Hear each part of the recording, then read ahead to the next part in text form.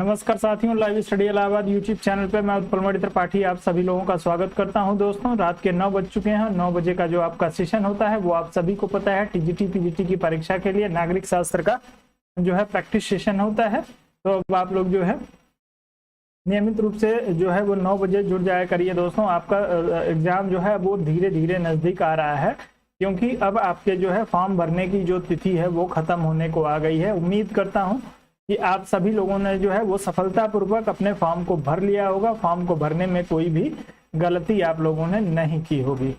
चलिए, तो आप लोग जो है नियमित रूप से जुड़ के हमारे साथ रात के 9 बजे वो आप लोग जो है प्रैक्टिस किया करिए। इस समय हम लोग जो है भारतीय संविधान को लेके चल रहे हैं। दोस्तों, भारतीय संविधान का जो है एक बड़ा हिस्सा आप लोगों से पूछा जाता है आपकी परीक्षा में, तो उसी को कवर करने का प्रयास हम लोग कर रहे हैं। नियमित रूप से हम लोग जो है 9 क्लास इसमें आज 9वीं क्लास होगी हम लोगों की भारतीय संविधान की। भारतीय संविधान को हम लोग जो है मैक्सिमम 12 से 15 क्लास में जो है वो कंप्लीट कर लेंगे।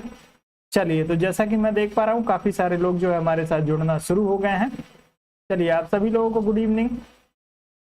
चलिए, सभी दोस्तों से निवेदन है कि आप लोग वीडियो को शेयर कर दीजिए, साथ में आप लोग जो है वीडियो को लाइक जरूर कर दें। दोस्तों, आप सभी लोग जितने सारे लोग हमारे साथ जुड़े हुए हैं आप लोग वीडियो को लाइक कर दीजिए। खुशबू जी, आप नियमित रूप से जो है वो सेशन में उपस्थित नहीं रहती हैं, नियमित रूप से जो है वो प्रैक्टिस सेशन में आप लोग रहा करिए।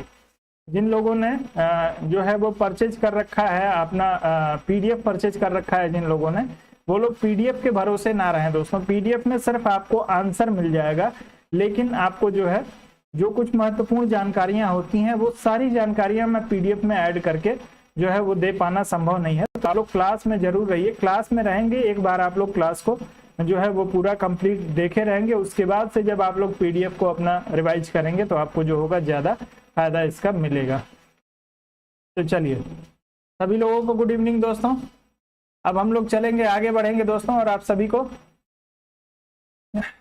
पता है दोस्तों कि आपके जो है वो इस सेशन के मेंबरशिप के लिए 250 रुपए का शुल्क निर्धारित किया गया है। तो यदि आप लोग जो है इस सेशन का मेंबरशिप परचेज करना चाहते हैं तो आप लोग जो है 250 रुपए का भुगतान करके और आप लोग जो है वो इस सेशन का मेंबरशिप ले सकते हैं। उसमें आप लोगों को नियमित रूप से इस सेशन में प्रयोग किए जाने वाले पीडीएफ को आप लोगों को उपलब्ध करा दिया जाएगा। इसके लिए आप लोगों को दोस्तों आप फोन पे के माध्यम से, गूगल पे के माध्यम से, भीम के माध्यम से आप लोग जो है 250 रुपए का भुगतान 7007701847 इस नंबर पे आप लोग कर दीजिए। पीडीएफ आपके पास रहेगा दोस्तों, तो आप लोग जो है 10 मिनट में एक क्लास को रिवाइज कर सकते हैं। यदि एक बार आपने पूरे अच्छे से मनोयोग से जो है क्लास को देखा है तो आपके रिवीजन के लिए काफी जो होगा ये लाभदायक होगा। तो आप लोग पीडीएफ को जो है जरूर परचेज कर लीजिए। मात्र 250 रुपए की बात है। 250 रुपए आप लोगों के लिए जो है दोस्तों इसका कोई वैल्यू नहीं है। इधर उधर आप लोग जो है उसको खर्चा कर देते हैं। अपने सिलेक्शन के लिए आप लोग जो है जरूर 250 रुपए का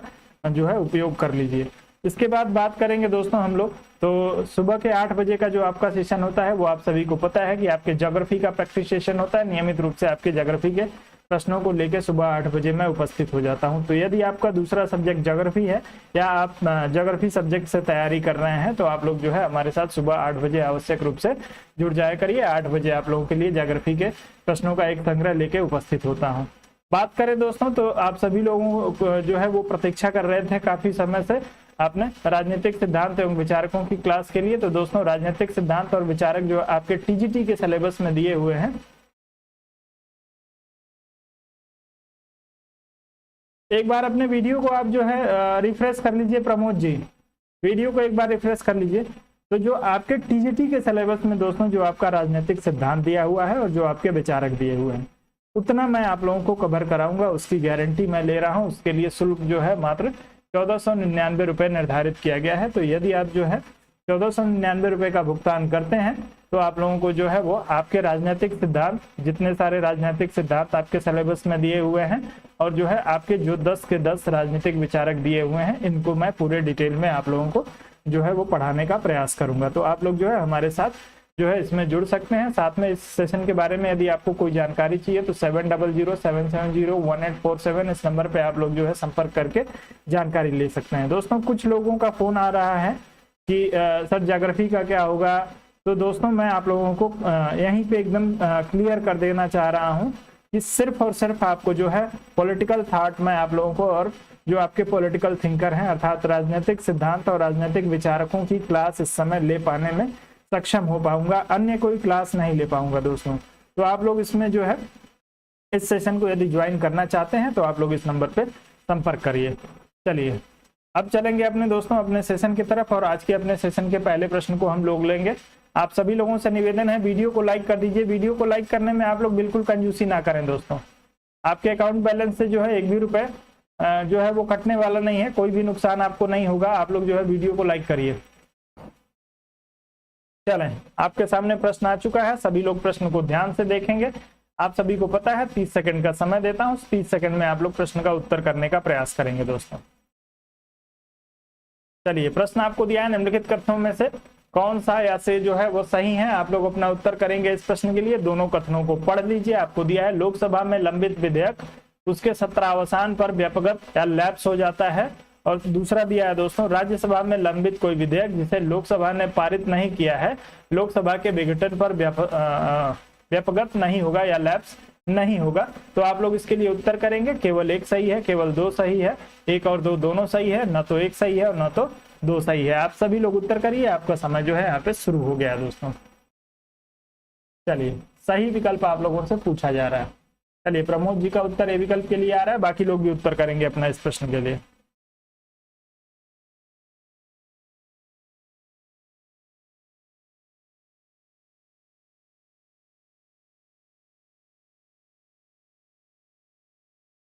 चलें, सब लोग उत्तर करें।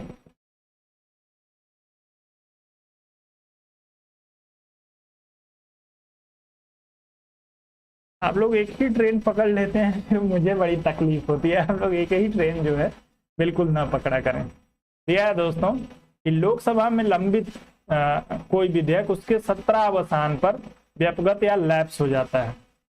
दोस्तों 17 अवसान पे जो है कोई भी विधेयक लैप्स नहीं होता है। आप लोग इसको ध्यान रखेंगे, माफ करिएगा। इसमें आपसे सही कथन पूछा हुआ है दोस्तों, लोकसभा में लंबित कोई विधेयक उसके 17 अवसान पर व्यापक हो जाता है। तो दोस्तों बिल्कुल जो है कोई भी 17 अवसान पे नहीं होता है, लोकसभा के विघटन पे होता है। ध्यान रखेंगे किस पे होता है। यदि लोकसभा विघटित हो जाती है तब वो लैप्स होगा, 17 अवसान पे नहीं होगा। अगला सत्र जो होगा जैसे ही शुरू होगा वैसे उसको हम लोग जो है वो आपका विधेयक जो होगा उस पर चर्चा शुरू हो जाएगी। लेकिन यदि लोकसभा विघटित हो जा रही है, नई लोकसभा चुन के आती है, तब ये विघटित हो जाएगा। तो पहला जो स्टेटमेंट दिया है आपको गलत दिया हुआ है। दूसरा दिया है राज्यसभा में लंबित कोई विधेयक जिसे लोकसभा ने पारित नहीं किया है लोकसभा के विघटन पर व्यापक नहीं होगा। बिल्कुल नहीं होगा दोस्तों, क्योंकि ये अभी राज्यसभा में, यदि कोई विधेयक राज्यसभा में ही है और उसी दौरान जो है आपके क्या बोलते हैं कि लोकसभा का विघटन हो जाता है, तो उससे जो है उस विधेयक पे कोई प्रभाव नहीं पड़ेगा। जब नई लोकसभा आएगी तभी जो है राज्यसभा उसको वहां पे भेजेगी। तो इसमें जो है केवल दो आपका विकल्प जो होगा सही हो जाएगा। इसका प्रावधान जो है दोस्तों आपको भारतीय संविधान का एक अनुच्छेद है, यदि आप लोगों ने पढ़ा हो, अनुच्छेद 107 का 4, 107 का जो है आपने जो है सब आर्टिकल 4 पढ़ा हो, यानी 107(4) यदि आपने पढ़ा है तो आप जो है इस प्रश्न को कर सकते हैं। अब इस प्रश्न में जो है किसी का भी उत्तर आप लोगों का सही नहीं आया है। इसमें कोई समस्या नहीं है दोस्तों। इसमें पहले में दिया है लोकसभा में लंबित कोई विधेयक 17 अवसान पर व्यापक या लैप्स हो जाता है। 17 अवसान जो है दोस्तों आप सभी को पता है कि साल में 2 सत्र होते हैं, और 17 अवसान यदि हो जाता है, कोई विधेयक पारित नहीं हुआ है, तो अगले सत्र में फिर से उस पर चर्चा शुरू हो सकती है। तो आपका पहला कथन तो गलत हो गया। दूसरे में कहा है कि राज्यसभा में लंबित कोई विधेयक जिसे लोकसभा में पारित नहीं किया गया है। अभी लोकसभा में पारित नहीं हुआ है तो जो है उसमें कहीं कोई समस्या नहीं है दोस्तों। लोकसभा के विघटन पर जो है ये व्यापक नहीं होगा। लोकसभा जब नई आएगी तब ये वहां पे जाएगा। तो आपका उत्तर जो होगा वो केवल दो विकल्प के लिए सही हो जाएगा। डिटेल में इसके लिए आप लोग अनुच्छेद 107(4) को पढ़ लीजिएगा। आपका उत्तर सही होना चाहिए। बी विकल्प के लिए आप लोग बी विकल्प का चुनाव करिएगा। कोई समस्या है अभी भी? यदि आपको कोई समस्या हो इस प्रश्न को लेके, यदि कुछ कंफ्यूजन हो तो आप लोग एक बार क्लियर करिए। आप लोग कमेंट करके बताइए। क्लियर है सब लोगों को? ये प्रश्न सबको क्लियर हो गया? कोई कंफ्यूजन अभी भी इस प्रश्न को लेके? विघटन और 17 अवसान में अंतर होता है दोस्तों। लोकसभा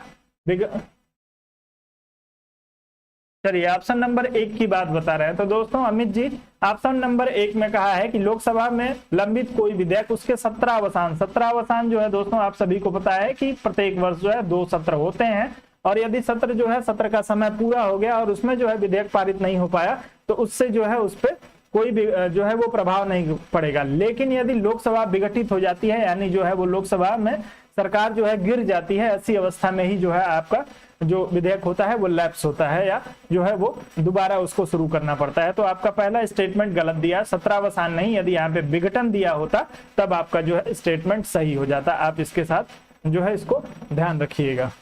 17 अवसान और विघटन में यदि अंतर आप लोग स्पष्ट रूप से समझ रहे होंगे। 17 अवसान दोस्तों जो है 2 सत्र आपको जो है आप लोगों ने बार बार पढ़ा है कि एक वर्ष में जो है वो 6 महीने के अंतराल पे जो है वो 2 सत्र होने चाहिए। इस 2 सत्र में यदि मान लीजिए कोई विधेयक नहीं पारित हो पाया तो वो विधेयक जो है तीसरे सत्र के लिए चला जाएगा। आप लोग जो है यानी अगले वर्ष के पहले सत्र के लिए, तो आप लोग इसको ध्यान रखिएगा, आपका केवल 2 विकल्प सही होगा। आगे बढ़ते हैं और अगले प्रश्न पे चलते हैं। अगला दिया है, निम्नलिखित में से कौन सा एक भारत की संचित निधि से लिया जाने वाला अनिवार्य व्यय भार नहीं है। आपको बताना है इसमें से कि कौन सा जो है वो संचित निधि से नहीं लिया जाता है। आपको विकल्प दिया है, वे ऋण भार जो भारत को चुकाने हैं, भारत के निर्वाचन आयोग के सदस्यों के वेतन और पेंशन, तीसरा दिया है दोस्तों सर्वोच्च न्यायालय के न्यायाधीशों को दी जाने वाली पेंशन, और जो आपको चौथा दिया है सर्वोच्च न्यायालय मैंने पढ़ दिया दोस्तों, उच्च न्यायालय आपको हाई कोर्ट दिया हुआ है। चलिए, और राज्यसभा के उपाध्यक्ष के भत्ते। आप लोग चारों में से किसी एक विकल्प का चुनाव करिए, जिसमें से आपको बताना है संचित निधि पे भारित कौन सा व्यय नहीं है। चलो सब लोग उत्तर करेंगे।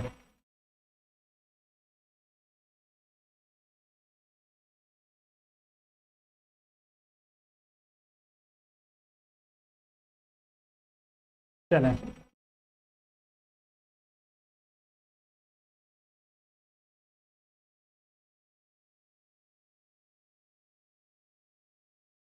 चलिए प्रदीप जी बहुत बहुत बहुत धन्यवाद। दोस्तों वीडियो को आप लोग लाइक और शेयर कर दीजिए। जिन लोगों ने वीडियो को लाइक और शेयर नहीं किया है, आप लोग वीडियो को लाइक और शेयर अवश्य करिए।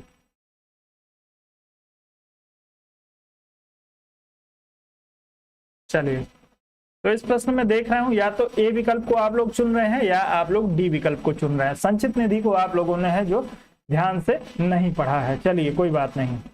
तो दोस्तों आप सभी को ध्यान रखना है कि आपके जो है भारतीय संविधान के अनुच्छेद की आप लोग बात करें, सबसे पहले आप लोग जो है अनुच्छेद ले लीजिए। अनुच्छेद आप लोगों के लिए ज्यादा जरूरी है।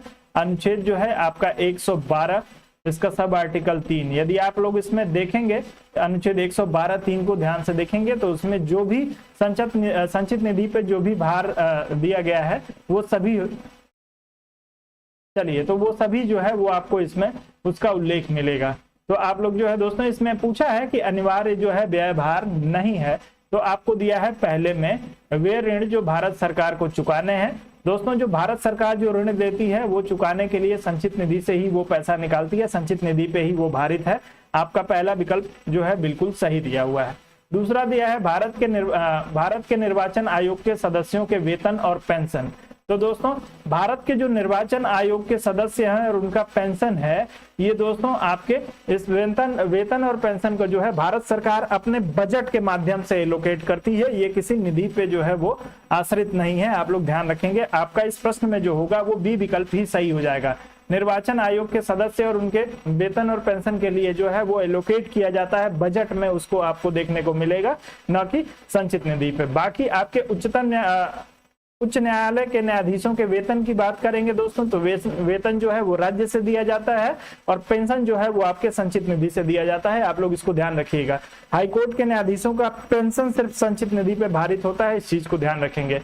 और राज्यसभा के उपाध्यक्ष के भत्ते जो होते हैं वो इस पे आपके संचित निधि पे भारित होते हैं। तो आपका बी विकल्प इस प्रश्न के लिए सही होगा। बी विकल्प के साथ जाइएगा।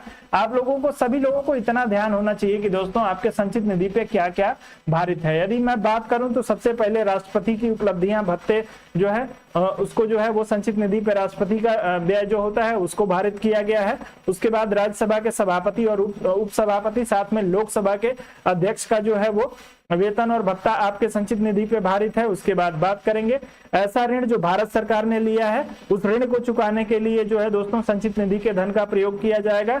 उच्चतम न्यायालय के न्यायाधीशों को और उनके जो संदेह होते हैं दोस्तों सभी जो भी वेतन और भत्ता जो भी उनको दिया जाता है वो सभी जो है वो आपके उच्चतम न्यायालय की बात कर रहा हूँ, सुप्रीम कोर्ट की, वो सभी जो है भारत की संचित निधि पे आपका जो है वो भारित होता है। उसके बाद यदि बात करेंगे दोस्तों आपके फेडरल न्यायालय की, तो फेडरल न्यायालय जो होता है दोस्तों उसके जो है संबंध में पेंशन जो होता है, पेंशन आपके संचित निधि पे जो है वो, जी बिल्कुल, इसीलिए तो कह रहा हूं कि जो है वो आपके संवैधानिक पद है और उसके लिए जो है वो राज्यसभा माफ करिएगा, वो सरकार के बजट में उसको एलोकेट किया जाता है, वो संचित निधि पे भारित नहीं है।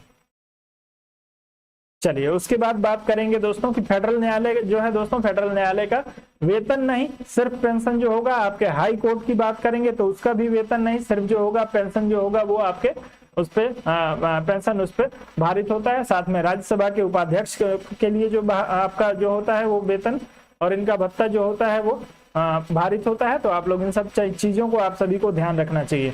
नियंत्रक महालेखा परीक्षक का वेतन भत्ता और पेंशन सभी जो होता है वो आपके राज्य की संचित निधि पे भारित होता है।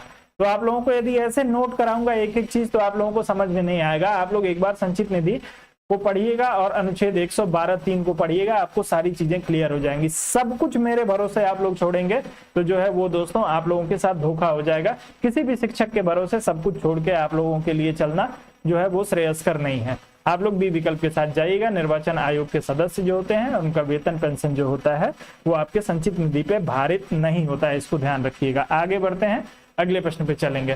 निम्नलिखित में से कौन सा व्यय संचित निधि पर भारत नहीं है? चलिए वही प्रश्न आपको फिर से मिल गया है, कोई बात नहीं है। भारत के राष्ट्रपति का वेतन और भत्ते, भारत के उपराष्ट्रपति का वेतन और भत्ते, भारत के उच्चतम न्यायालय व न्यायाधीशों के वेतन और भत्ते, लोकसभा अध्यक्ष का वेतन और भत्ता। आप लोग तेजी से इस प्रश्न का भी उत्तर करने का प्रयास करिए आप लोग।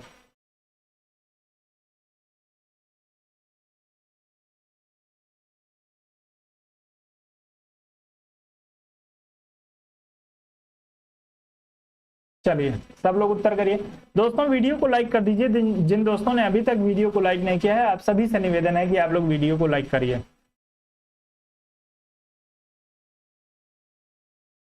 चलें, आप लोग इस प्रश्न में जो है सी विकल्प का चुनाव कर रहे हैं। सब लोग तेजी से उत्तर करिए दोस्तों। मात्र जो है 3-4 लोगों का उत्तर अभी तक आया है, ऐसा नहीं है सभी लोग उत्तर करेंगे। समय और दे रहा हूं, सोच समझ के उत्तर करिए आप सभी लोग।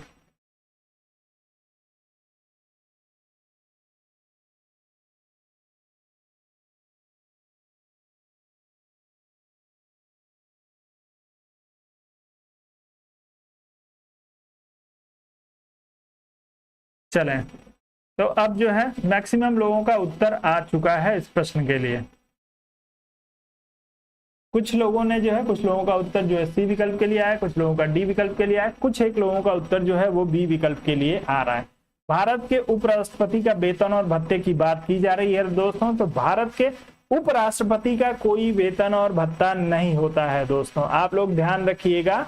भारत के उपराष्ट्रपति का कोई वेतन भत्ता नहीं होता है। भारत का जो उपराष्ट्रपति है वो आपके राज्यसभा के सभापति के रूप में जो है अपना वेतन और भत्ता लेता है। तो इसमें जो है आपको गलत दिया हुआ है बी विकल्प। आपके जो है राज्यसभा के सभापति के रूप में जो है ये अपना वेतन और भत्ता लेता है और वो जो है दोस्तों भारत की संचित निधि पे जो है वो भारित है। तो यदि आपको जो है दिया हो कि आपका राज्यसभा का यानी आरएस का राज्यसभा का सभापति, तो सभापति जो है दोस्तों इसका वेतन और भत्ता ये सब कुछ जो होता है वो संचित निधि पे होता है। लेकिन जो है दोस्तों आपके राष्ट्रपति का कोई वेतन और भत्ता संचित निधि में जो है इसका राष्ट्रपति के वेतन और भत्ते का उल्लेख नहीं किया गया है। आप लोग ध्यान रखेंगे, बी विकल्प सही है। आगे बढ़ते हैं, अगले प्रश्न पे चलते हैं। अगला प्रश्न आपको दिया है दोस्तों, आकस्मिकता निधि को राष्ट्रपति कैसे व्यय कर सकते हैं आपको बताना है दोस्तों। आकस्मिकता निधि का व्यय राष्ट्रपति किस प्रकार से करता है? जो है राष्ट्रीय संकट के समय करेंगे या संसदीय स्वीकृति के बाद, संसदीय स्वीकृति से पूर्व, या नहीं व्यय कर सकते हैं। आप लोग चारों में से किसी एक का चुनाव करिए, तेजी से उत्तर करिए सभी लोग।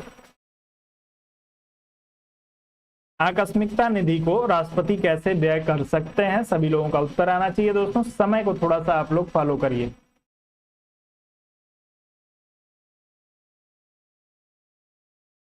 चलें, सब लोग उत्तर करेंगे, तेजी से करेंगे। ए विकल्प के लिए, सी विकल्प के लिए उत्तर आना शुरू हो गया है आप लोगों का दोस्तों।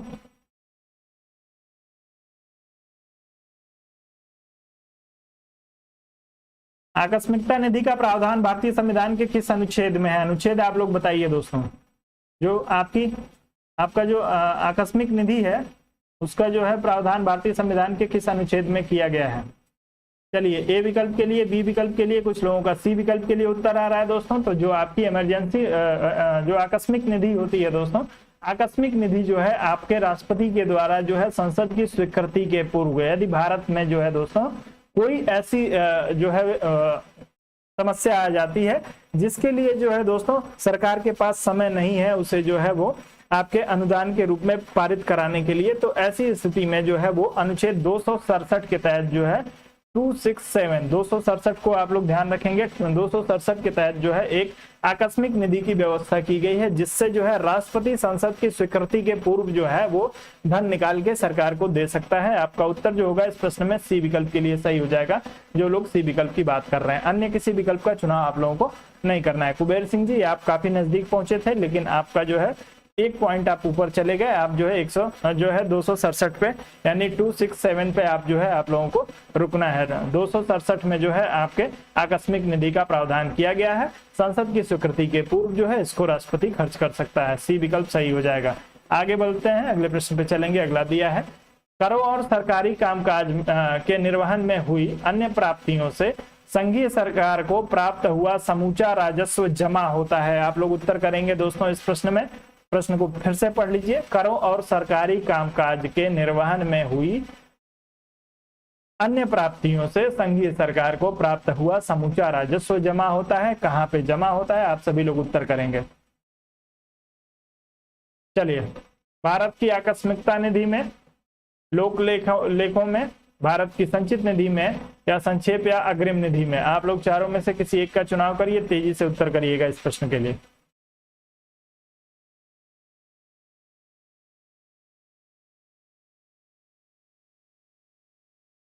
चलें, सी विकल्प के लिए आप सभी का उत्तर आ रहा है दोस्तों। तो इस चीज का उल्लेख जो है भारतीय संविधान के अनुच्छेद 266 में किया गया है। अनुच्छेद आप लोग ध्यान रखिएगा, 266 अनुच्छेद में ये कहा गया है कि भारत सरकार के कामकाज से जो भी उसको प्राप्तियां होंगी, वो सभी प्राप्तियां जो होंगी, जो सारा राजस्व होगा, वो भारत की संचित निधि में जमा किया जाएगा। आपका उत्तर सी विकल्प के लिए बिल्कुल सही हो जाएगा। अनुच्छेद आप लोग जरूर ध्यान रखिएगा, अनुच्छेद 266 में आपको जो है इस चीज का उल्लेख किया गया है। आगे बढ़ते हैं, अगले प्रश्न पे चलते हैं दोस्तों। अगला प्रश्न दिया है कि यह धन विधेयक है, इसका निर्णय कौन करता है? आप लोगों को उत्तर देना है। राष्ट्रपति करेगा, प्रधानमंत्री, लोकसभा अध्यक्ष और मंत्री परिषद। चारों में से एक विकल्प को चुनिए और तेजी से उत्तर करने का प्रयास करिए।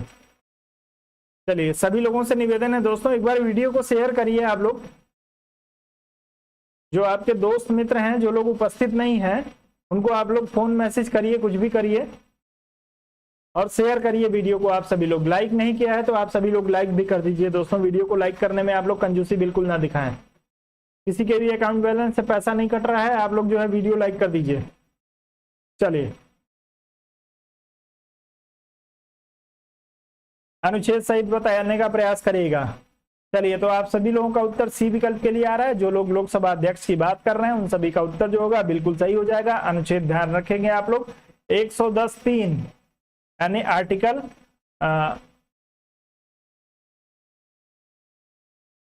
चलिए, सी विकल्प बिल्कुल सही आ रहा है दोस्तों।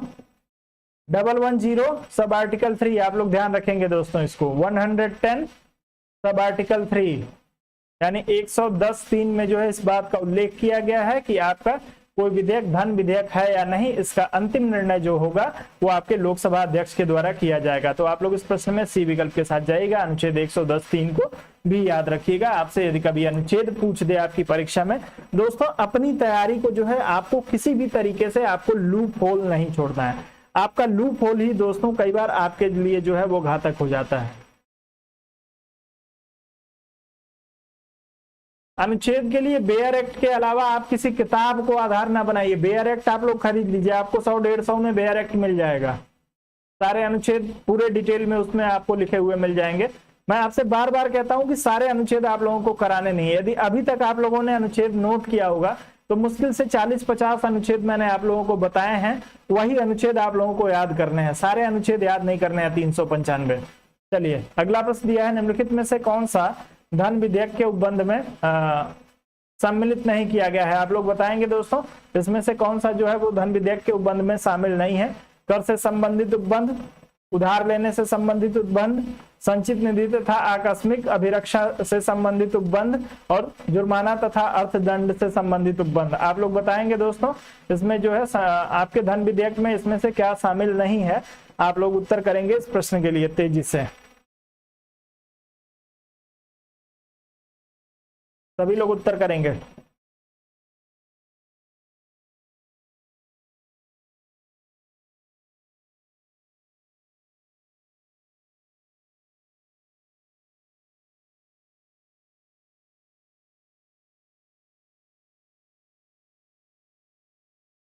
चलें, आप सभी लोगों का उत्तर इस प्रश्न में आ रहा है दोस्तों। मैक्सिमम लोग डी विकल्प की बात कर रहे हैं। तो यदि आपने भारतीय संविधान के अनुच्छेद 110 के अनुसार जो है वो धन विधेयक की परिभाषा को ध्यान से पढ़ा होगा तो धन विधेयक की परिभाषा में जो है दोस्तों आपके जो है वो कर दिया हुआ है, उधार दिया है और संचित निधि और आकस्मिक निधि की अभिरक्षा दिया हुआ है। ये आपके धन विधेयक के जो है वो अंतर्गत आते हैं, लेकिन जो है जुर्माना और अर्थदंड जो है ये आपके धन विधेयक के अंतर्गत नहीं आता है। आप लोग इसको ध्यान रखिएगा। आपका उत्तर इस प्रश्न में जो होगा वो डी विकल्प के लिए सही होगा। जो लोग इसमें डी विकल्प की बात करेंगे, ये धन विधेयक का हिस्सा नहीं है। बाकी तीन जो है आपके धन विधेयक की परिभाषा के अंतर्गत आते हैं। परिभाषा जो है आपके 110 में दी हुई है।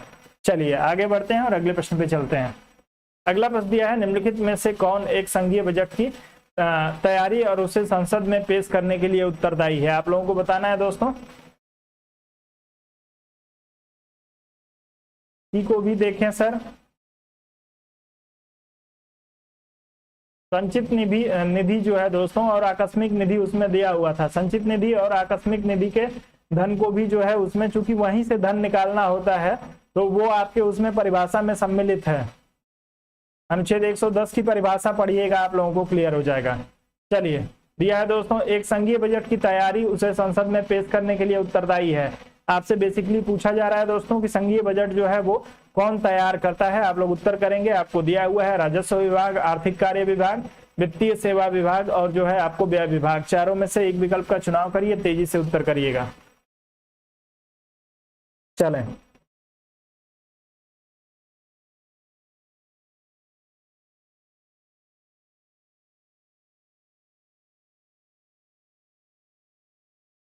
चलिए आप लोगों का उत्तर जो है ए विकल्प के लिए आ रहा है। मैक्सिमम लोग जो है इस प्रश्न में ए विकल्प का चुनाव कर रहे हैं।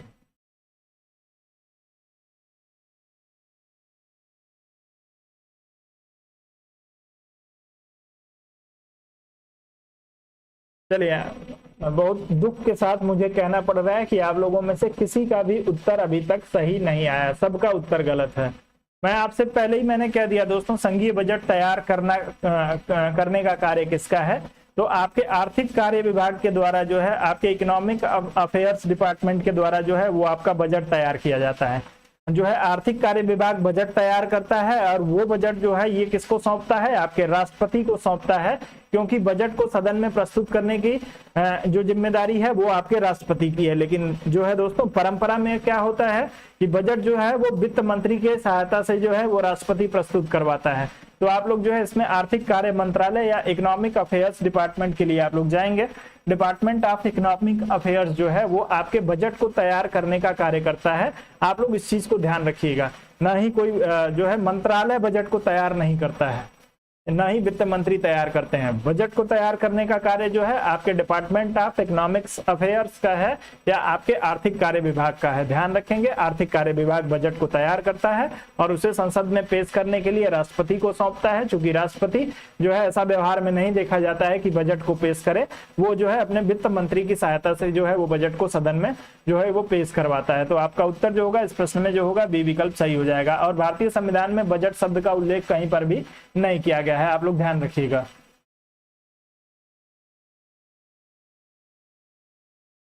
चलिए कोई बात नहीं है, सारे प्रश्न बहुत ही महत्वपूर्ण है। आप लोग ध्यान से जब प्रश्नों को करेंगे तो आप लोगों के लिए काफी फायदेमंद रहेगा। चलिए, आपको दिया है यदि वार्षिक संघीय बजट लोकसभा द्वारा पारित नहीं होता है तो आपको बताना है दोस्तों कि यदि संघीय बजट जो है आपका केंद्र सरकार का बजट लोकसभा में पारित नहीं हो पाता है तो उसके लिए जो है वो क्या प्रावधान है। बजट में संशोधन कर या दोबारा पेश किया जाएगा। सुझाव हेतु बजट राज्यसभा को भेज दिया जाएगा।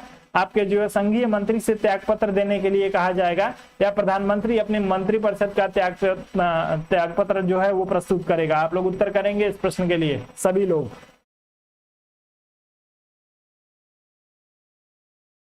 प्रश्नों को देख के आप लोग घबराइए मत दोस्तों, मैं जानबूझ के जो है वो ऐसा कुछ नहीं करता हूं। ये सारे प्रश्न आप लोगों की परीक्षा में पूछे जाते हैं, लगातार पूछे गए हैं, इसकी वजह से आप लोग जो है बिल्कुल उसके लिए घबराइए मत।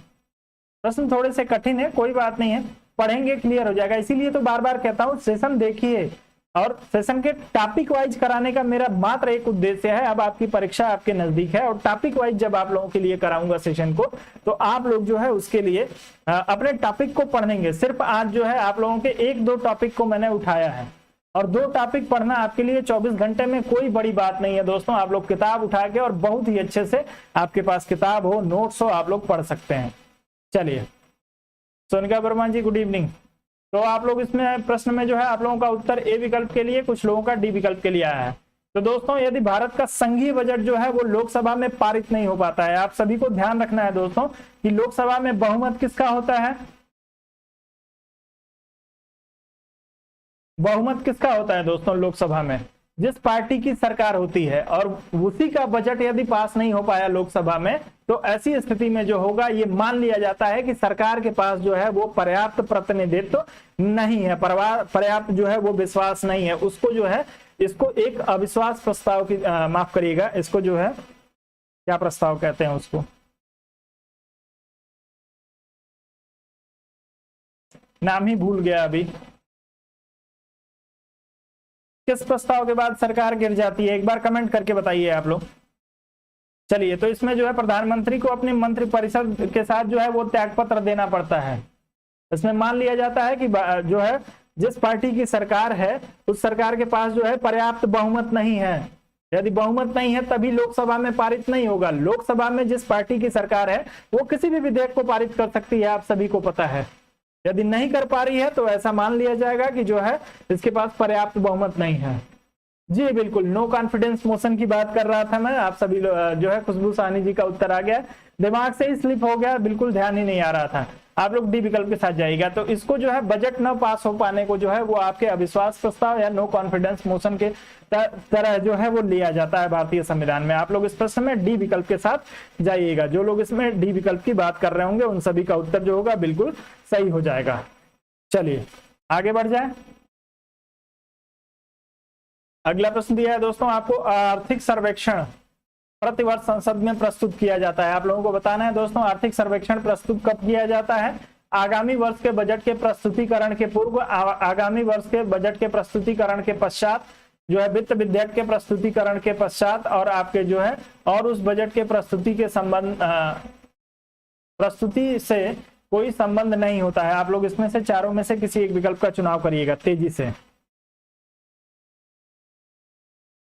सभी लोग तेजी से उत्तर करेंगे दोस्तों। आर्थिक सर्वेक्षण प्रतिवर्ष संसद में प्रस्तुत किया जाता है। चलें,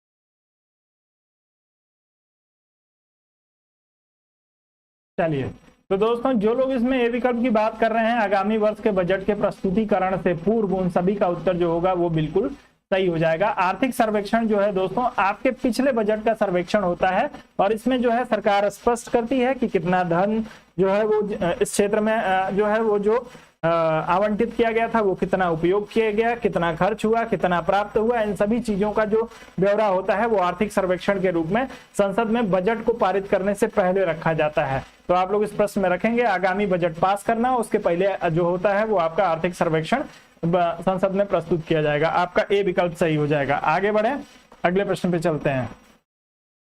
आपको दिया दोस्तों लेखा अनुदान संघ सरकार को अनुमति प्रदान करता है। लेखा अनुदान संघ सरकार को क्या अनुमति प्रदान करता है, सार्वजनिक ऋण लेने की अनुमति देता है, भारतीय रिजर्व बैंक से धन उधार लेने की अनुमति देता है, राज्यों को अनुदान प्रदान करने के लिए अनुमति देता है, या निश्चित अवधि के लिए भारतीय संचित निधि से धन निकालने के लिए। आप लोग चारों में से किसी एक का उत्तर चुनिए और तेजी से उत्तर करिएगा। लेखा अनुदान के लिए आप लोगों से पूछा जा रहा है दोस्तों।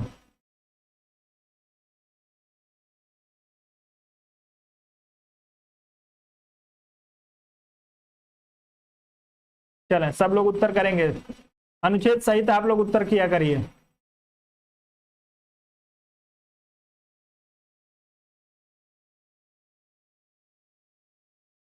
चलें, आप सभी लोगों का उत्तर आ रहा है दोस्तों इस प्रश्न में डी विकल्प के लिए। तो यदि आप डी विकल्प की बात कर रहे हैं, निश्चित अवधि के लिए भारतीय संचित निधि से धन निकालने के लिए, तो आप लोग ध्यान रखिएगा दोस्तों, जो ये आपका लेखा अनुदान है, आपके भारतीय संविधान का जो अनुच्छेद 116 है, अनुच्छेद 116, इसमें स्पष्ट किया गया है दोस्तों, यदि विनियोग विधेयक पारित नहीं हो पाता है या विनियोग विधेयक को पारित करने का समय नहीं है सरकार के पास, और सरकार को जो है वो आवश्यकता है धन की, तो ऐसी स्थिति में जो है लेखा अनुदान के माध्यम से भारत की संचित निधि से जो होगा वो पैसा निकाल सकती है। लेखा अनुदान आप सभी को पता होना चाहिए दोस्तों कि भारत की संचित निधि से धन निकासी का एकमात्र तरीका है, और वो है आपका विनियोग विधेयक। तो यदि विनियोग विधेयक को पारित करने का समय नहीं है, तो ऐसी स्थिति में लेखा अनुदान के माध्यम से जो है सरकार अग्रिम राशि ले सकती है। आप लोग ध्यान रखिएगा, इसमें जो होगा एक निश्चित अवधि के लिए जो है वो भारत सरकार, यदि किसी कार्य में जो है, किसी योजना में मान लीजिए कोई कार्य सरकार को करना है और उसमें जो धन एलोकेट किया गया था या जो धन आवंटित किया गया था वो धन कम पड़ गया है, और सरकार को जो है वो नितांत आवश्यकता है, लेकिन जो है संसद का सत्र नहीं चल रहा है। संसद का सत्र यदि चलता तो वो जो है आपके जो है विनियोग विधेयक के माध्यम से संचित निधि से पैसा निकाल लेती, लेकिन यदि जो है संसद का सत्र नहीं चल रहा है, ऐसी स्थिति में जो है दोस्तों सरकार क्या करेगी, यदि उसके पास उसको पारित करने का समय नहीं है, तो वो जो है लेखा अनुदान के माध्यम से जो है संचित निधि से पैसा निकाल सकती है। तो आप लोग ध्यान रखेंगे, आपका डी विकल्प जो होगा इस प्रश्न के लिए बिल्कुल सही हो जाएगा, जो लोग डी विकल्प की बात कर रहे हैं। अन्य किसी विकल्प के लिए आपका उत्तर सही नहीं होगा। आगे बढ़े, अगले प्रश्न पे चलें। अगला प्रश्न दिया है दोस्तों कि संसद में लेखा के लिए वोट आवश्यक है। आप लोगों को बताना है संसद में लेखा के लिए वोट आवश्यक क्यों है। आपको दिया है जब सरकार का व्यय राजस्व प्राप्तियों से अधिक होता है, बड़े कार्यक्रमों की वित्तीय व्यवस्था हेतु जिसमें बहुत अधिक मात्रा में धन की आवश्यकता होती है।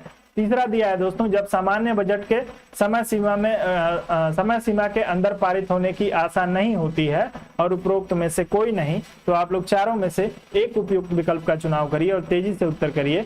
और आप सभी से निवेदन है दोस्तों, जो लोग हमारे साथ जुड़े हुए हैं, आप लोग वीडियो को लाइक अवश्य कर दीजिए। आप लोगों के लिए मेहनत बहुत करता हूं दोस्तों, आप लोग उस मेहनत के लिए आपसे सिर्फ एक लाइक की डिमांड करता हूं और एक शेयर की डिमांड करता हूं। तो आप लाइक और शेयर करने में आप लोग जो है बिल्कुल कंजूसी आप लोग न किया करिए।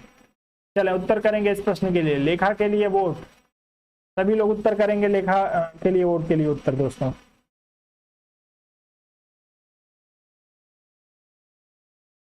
चलें,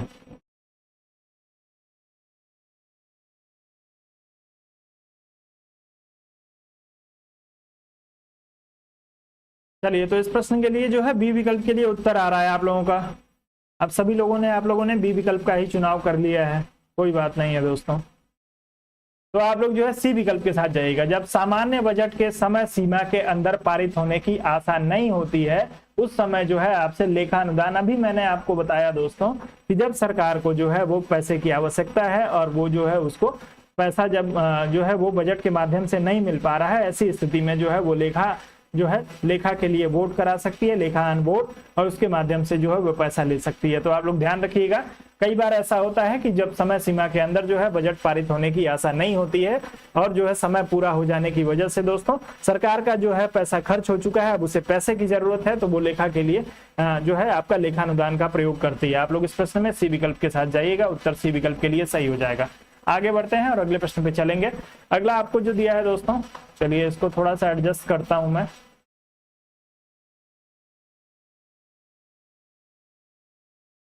चलें, आप लोग जो है प्रश्न को ध्यान से पढ़िएगा। लेखानुदान और अंतरिम बजट के बीच अंतर आप लोगों को बताना है। लेखानुमोदन दिया है, चलिए कोई बात नहीं। लेखानुमोदन और अंतरिम बजट के बीच में अंतर क्या है, आपको विकल्प दिया है। स्थायी सरकार लेखानुमोदन के प्रावधान का प्रयोग करती है, जबकि कार्यवाहक सरकार अंतरिम बजट के प्रावधान का प्रयोग करती है। दूसरा दिया है दोस्तों, लेखानुमोदन सरकार के बजट के व्यय पक्ष मात्र से संबद्ध होता है, जबकि अंतरिम बजट में व्यय और आवती दोनों सम्मिलित होता है। आप लोग अपना उत्तर करेंगे, इसमें से कौन सा आपका जो है वो सही हो जाएगा। चले इस प्रश्न के लिए उत्तर करिए आप सभी लोग।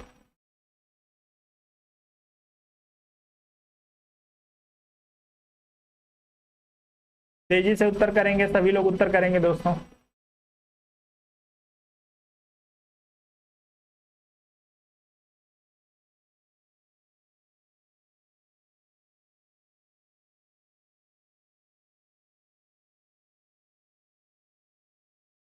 चले बी और सी विकल्प के लिए आप लोगों का उत्तर आ रहा है। सभी लोग उत्तर दीजिए, उत्तर लेके आप लोग घर जाएंगे क्या? उत्तर के साथ क्या करना है आप लोगों को? उत्तर की सब्जी बनाएंगे आप लोग। चलिए उत्तर आप लोग यहीं छोड़ दिया करिए, कमेंट बॉक्स में उत्तर छोड़ दिया करिए, लेके जाने की जरूरत नहीं है आप लोगों को। आपके ऊपर सर पे बोझ रहेगा, एक बोझ को उतार दिया करिए। चलिए तो इसमें दिया है दोस्तों, अस्थायी सरकार लेखा अनुमोदन के प्रावधान का प्रयोग करती है, जबकि कार्यवाहक सरकार जो है अंतरिम बजट का। ऐसा कुछ भी नहीं है दोस्तों, जो है ये आपका जो है पहला स्टेटमेंट गलत दिया हुआ है। दूसरे में दिया है लेखानुमोदन सरकार के बजट के व्यय पक्ष मात्र से संबंध होता है, जबकि अंतरिम बजट में व्यय और आवती दोनों को जो है वो दर्शाया जाता है। तो आप सभी लोग इसको ध्यान रखिएगा दोस्तों, सिर्फ आपका दूसरा विकल्प इसमें सही दिया हुआ है, तो आपका बी विकल्प सही हो जाएगा। जो आपका जो है दोस्तों लेखानुदान होता है, मैंने आपको बताया कि सरकार को यदि अचानक पैसे की जरूरत है, जो है उसको लग रहा है कि जो है आपका विनियोग विधेयक पारित नहीं हो पाएगा, तो है दोस्तों बजट में विलंब हो रहा है, तो वो क्या करेगी, लेखानुदान के माध्यम से जो है वो पैसा ले लेगी। उसको ये बताने की आवश्यकता नहीं है कि जो है पैसा मुझे कितना प्राप्त हुआ है और कितना कहाँ जाएगा। लेकिन जो है अंतरिम बजट जब पारित किया जाता है दोस्तों, तो अंतरिम बजट जैसे मान लीजिए कि आपका जो है सरकार की अवधि जो है आपके फरवरी में चुनाव माफ करिएगा, आपके फरवरी मार्च में बजट आ रहा है और सरकार गिर जानी है, आपके जो सरकार की समयावधि पूरा हो रही है मई में, तो ऐसी स्थिति में जो है पूरे साल का बजट जो है सामान्यतः प्रस्तुत नहीं किया जाता है। 3 महीने के लिए जो है अंतरिम बजट जो है वो पारित कर लिया जाता है। या जो है दोस्तों कई बार जो है जो धन आवंटित किया गया है उस धन में जो है सरकार का यदि काम नहीं चल रहा है तो सरकार फिर से अंतरिम बजट के माध्यम से भी पैसा ले लेती है। तो आप लोग ध्यान रखेंगे, केवल 2 विकल्प आपका जो होगा वो सही होगा। इस प्रश्न में बी विकल्प के साथ ही जाइएगा। आगे बढ़ेंगे, अगले प्रश्न पे चलेंगे। अगला दिया है, व्यय का अनुमान किस रूप में भारतीय संसद के समक्ष रखा जाता है। आप लोगों को बताना है दोस्तों कि व्यय का अनुमान जो है भारतीय संसद में किस रूप में भारतीय संसद के समक्ष रखा जाता है। तदर्थ नीति, अतिरिक्त अनुदान, अनुपूरक अनुदान और जो है अनुदान का अनुरोध। चारों में से किसी एक का जो है आप लोग उत्तर करने का प्रयास करिएगा तेजी से।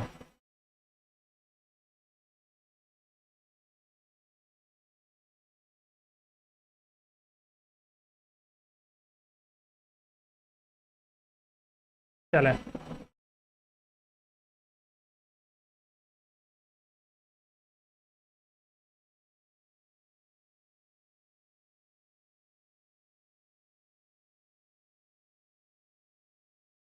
फिर से आप लोग जो है सभी लोगों ने अनुपूरक अनुदान की बात कर ली।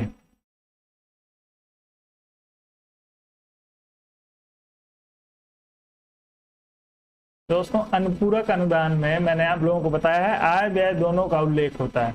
इसमें जो है अनुदान का अनुरोध किया जाता है दोस्तों। आपके व्यय अनुमान को जो है अनुदान अनुरोध के रूप में जो है वो कहाँ रखा जाता है, आपके लोकसभा में रखा जाता है। लोकसभा को ये अधिकार है दोस्तों कि इस अनुरोध को जो है ये स्वीकार भी कर सकती है, यानी जो इसको पास भी कर सकती है और इसको रिजेक्ट भी कर सकती है। तो स्वीकार और अस्वीकार दोनों करने की स्थिति जो होती है वो आपके जो है वो संसद के पास मतलब लोकसभा के पास होता है। तो आप लोग ध्यान रखिएगा, अनुच्छेद 113(2) को यदि आप लोग ध्यान से पढ़ेंगे, अनुच्छेद 113(2), तो उसमें इस बात का उल्लेख किया गया है। आप लोगों का डी विकल्प जो होगा इस प्रश्न के लिए सही हो जाएगा। तो आप लोग ध्यान रखेंगे, व्यय का अनुमान भारतीय संसद के समक्ष, लोकसभा के समक्ष, खास करके लोकसभा के समक्ष जो है वो रखा जाता है। और लोकसभा को जो है दोस्तों इसमें ये अधिकार दिया गया है कि लोकसभा जो है इसको चाहे तो स्वीकार करे चाहे तो अस्वीकार भी कर सकती है। तो आप लोग डी विकल्प का चुनाव करिए, उत्तर आपका डी विकल्प के लिए सही हो जाएगा। आगे बढ़ेंगे, अगले प्रश्न पे चलेंगे। अगला आपको दिया है दोस्तों कि संसद में विधायन प्रस्ताव की पहल करने से पहले भारत के राष्ट्रपति की पूर्व स्वीकृति आवश्यक है। आप लोगों को बताना है दोस्तों किस किस चीज के लिए जो है वो राष्ट्रपति के पूर्व स्वीकृति की आवश्यकता होती है। एक नवीन राज्य के गठन से संबंधित विधेयक पर ऐसे कराधान विधेयक जिसे राज्य का हित निहित हो, राज्यों की सीमाओं में फेरबदल करने संबंधी विधेयक पर और धन विधेयक पे। चारों में से आप बता दीजिए किसमें किसमें जो है वो राष्ट्रपति की पूर्वानुमति की आवश्यक होती है। कल्पना जी सोच विचार में पड़ गई हैं, क्या चिंता हो गई कल्पना जी, आप मुझे बताइए, मैं निराकरण करूंगा उसका। दोस्तों वीडियो को आप लोग थोड़ा शेयर करिए, आज आप लोगों की संख्या काफी प्रभावित हो गई है। कल सेशन डिस्टर्ब हो गया इसकी वजह से क्या, ऐसा क्या कारण है?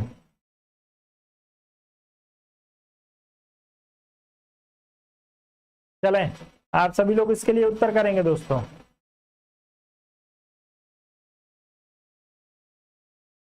एक नवीन राज्य के गठन से संबंधित विधेयक आपको दिया है। ऐसे कराधान विधेयक जिनमें राज्यों का हित निहित हो, राज्यों की सीमाओं के फेरबदल संबंधित विधेयक और जो है धन विधेयक। चलें सब लोग उत्तर करेंगे।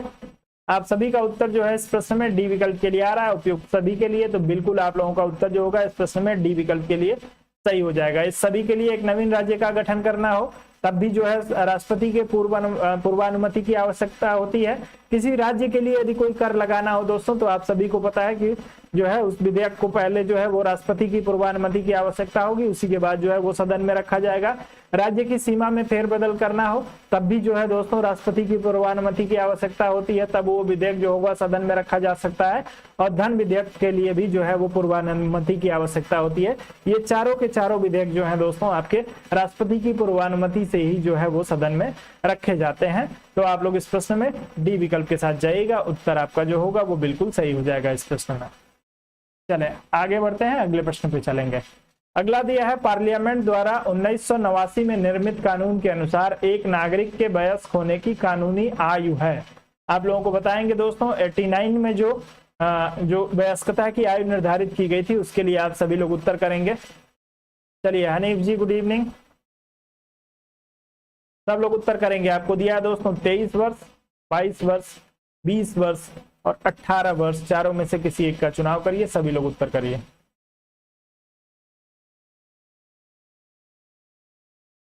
चलें सब लोग उत्तर करेंगे इस प्रश्न के लिए। डी विकल्प के लिए उत्तर आना शुरू हो गया है आप लोगों का, डी विकल्प की बात आप लोग कर रहे हैं।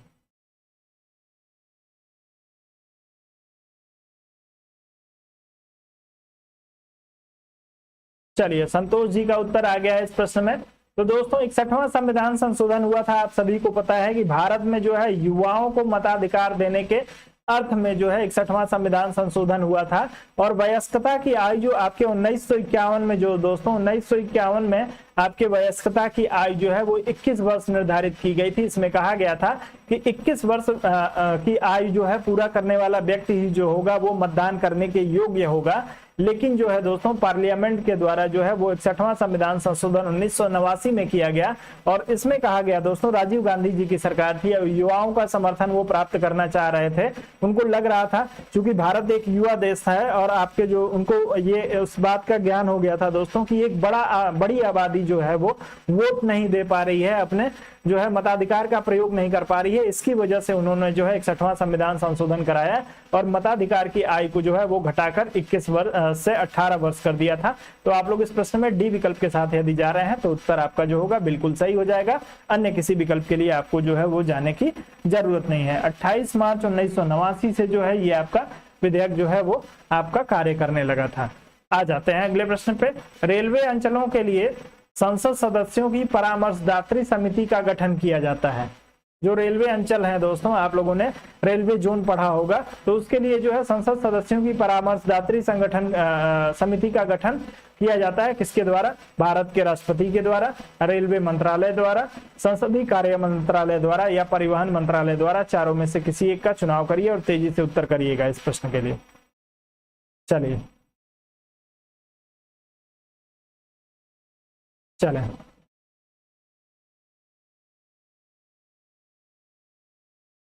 सभी लोग उत्तर करें। समय आपका शुरू कर देता हूं, समय आप लोग बहुत ले रहे हैं।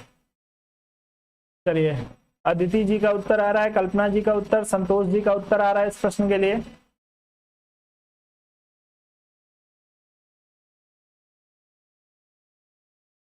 चलें, सरोज जी का उत्तर आ रहा है इस प्रश्न में सी विकल्प के लिए, मोहित जी का बी विकल्प के लिए, जितेंद्र जी का डी विकल्प के लिए। अलग अलग उत्तर आप लोगों के आ रहे हैं।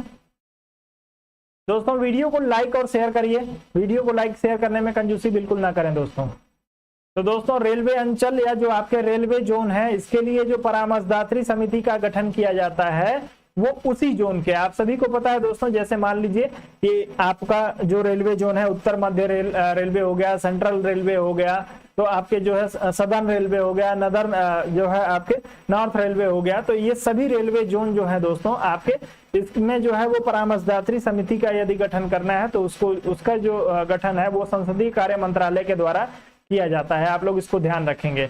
और इस समिति में जो लोग शामिल होते हैं दोस्तों, वो संबंधित रेलवे जोन से जो है संसद के रूप में चुन के आए हुए होने चाहिए। तो संबंधित रेलवे जोन, यदि मान लीजिए कि आपके जो है नॉर्थ ईस्ट रेलवे जोन से यदि कोई चुन के जा रहा है दोस्तों, नॉर्थ ईस्ट रेलवे जोन का यदि के परामर्शदात्री समिति में यदि कोई शामिल हो रहा है, तो उसका जो है नॉर्थ ईस्ट के किसी एक संसदीय क्षेत्र से जो है वो निर्वाचित होना आवश्यक किया गया है। तो आप लोग इसमें जो है सी विकल्प के साथ जाइएगा, संसदीय कार्य मंत्रालय के द्वारा जो है इस परामर्शदात्री समिति का गठन किया जाता है। सी विकल्प के अलावा किसी और विकल्प का चुनाव बिल्कुल न करें। आगे बढ़ते हैं। कोई समस्या इस प्रश्न को लेके? अगला प्रश्न दिया है, निम्नलिखित कथनों का परीक्षण करें और नीचे दिए गए कूट में से सही उत्तर चुनें। आप लोगों को बताना है दोस्तों, संपत्ति का अधिकार अब मूल अधिकार नहीं है। दूसरा दिया है, राज्यसभा एक वित्तीय बिल को रोक सकती है। तीसरा दिया है दोस्तों, भारतीय संविधान की प्रस्तावना में 42वें संशोधन द्वारा धर्मनिरपेक्ष तथा लोकतांत्रिक शब्द बढ़ाया गया। और चौथा दिया है, संसद के दोनों सदनों में कोई विवाद लोकसभा अध्यक्ष की व्यवस्था द्वारा सुलझाया जाता है। आप लोग सुलझाया जा सकता है। आप लोग उत्तर करेंगे दोस्तों। चलें, तेजी से उत्तर करेंगे इस प्रश्न के लिए।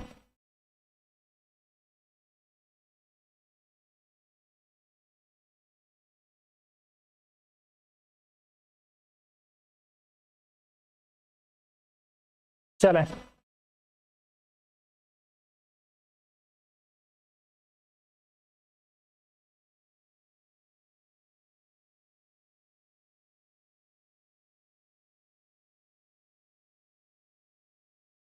चलें सब लोग उत्तर करें तेजी से इस प्रश्न के लिए।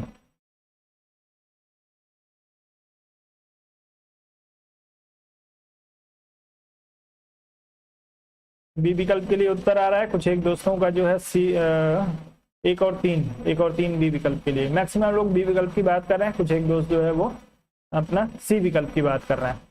तो दोस्तों आपको दिया है, संपत्ति का अधिकार अब मूलभूत अधिकार नहीं है।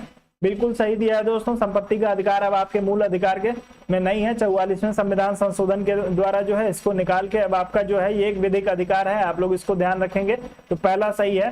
दूसरा दिया है, राज्यसभा एक जो है वो वित्तीय बिल को रोक सकती है। तो आपको जो है दोस्तों वित्तीय बिल दिया हुआ है, राज्यसभा जो है वो वित्तीय बिल को बिल्कुल रोक सकती है। आपका दूसरा जो हो जाएगा वो बिल्कुल यहाँ पे सही हो जाएगा। 14 दिन तो रोक ही सकती है, आप सभी को पता है। तो रोक तो सकती है ना 14 दिन, 14 दिन का समय इसको दिया गया है, 14 दिन जो है ये रोक सकती है। उसके बाद से दिया गया है दोस्तों कि भारतीय संविधान की प्रस्तावना में 42वें संविधान संशोधन द्वारा धर्मनिरपेक्ष तथा लोकतांत्रिक शब्द जोड़ा गया था। लोकतांत्रिक शब्द जो है दोस्तों नहीं जोड़ा गया था। आप लोग ध्यान रखेंगे, जो है आपके समाजवादी और पंथ निरपेक्ष शब्द का प्रयोग किया गया था। तो आप लोग ध्यान रखेंगे। और एकता शब्द ये आपके 42वें संविधान संशोधन के द्वारा जोड़ा गया था। तो ये आपका गलत हो जाएगा, लोकतांत्रिक शब्द नहीं जोड़ा गया था। जितने लोग इसमें जो है वो बी विकल्प की बात कर रहे हैं, आप लोग एक बार बता दीजिए कौन कौन सा शब्द 42वें संविधान संशोधन के द्वारा जो है वो भारतीय संविधान में जोड़ा गया है।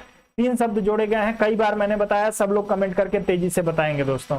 उसके बाद कहा गया कि संसद के दोनों सदनों में कोई विवाद लोकसभा अध्यक्ष की व्यवस्था द्वारा सुलझाया जाएगा। ऐसा कोई प्रावधान जो है दोस्तों भारत में जो है वो नहीं किया गया है भारतीय संविधान में कि यदि संसद के दोनों सदनों में, लोकसभा और राज्यसभा में कोई विवाद होता है तो उसको लोकसभा अध्यक्ष के द्वारा सुलझाया जाएगा, ऐसा नहीं है। तो आपका उत्तर जो होगा केवल 1 और 2 के लिए सही होगा, जो लोग इसमें 1 और 2 की बात कर रहे हैं। ए विकल्प के साथ आप लोग जाएंगे। प्रश्न को यदि ध्यान से नहीं पढ़ेंगे दोस्तों तो आप लोगों से जो है वो प्रश्न गलत हो जाएगा।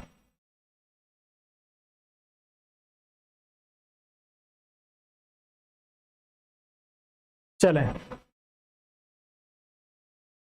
अभी तक किसी का उत्तर नहीं आया। 42वें संविधान संशोधन के द्वारा प्रस्तावना में 3 शब्द कौन कौन से जोड़े गए थे?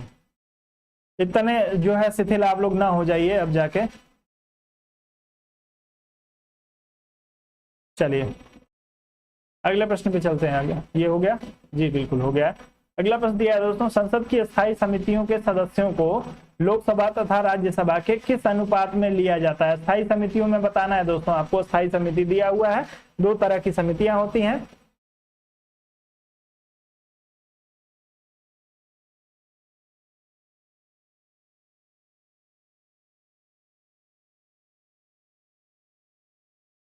चलिए, समाजवादी, पंथ निरपेक्ष और जो है अखंडता शब्द का जो है वो जोड़ा गया था आपके 42वें संविधान संशोधन के द्वारा। समाजवादी, पंथ निरपेक्ष और अखंडता, ये तीन शब्द हैं जिसको आप लोग गांठ बांध लीजिए, रट लीजिए, कई बार पूछा जा चुका है। चलें अब आ जाइए, आप लोगों से पूछा गया है समितियां कितने प्रकार की होती हैं, आप लोग कमेंट करके बताएंगे।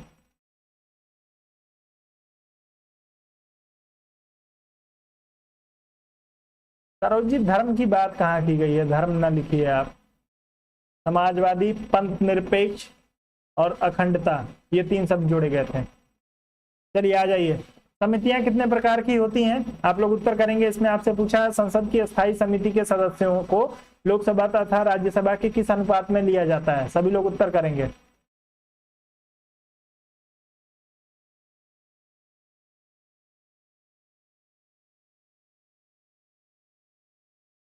कौन कौन सी होती है आप लोग बताएंगे।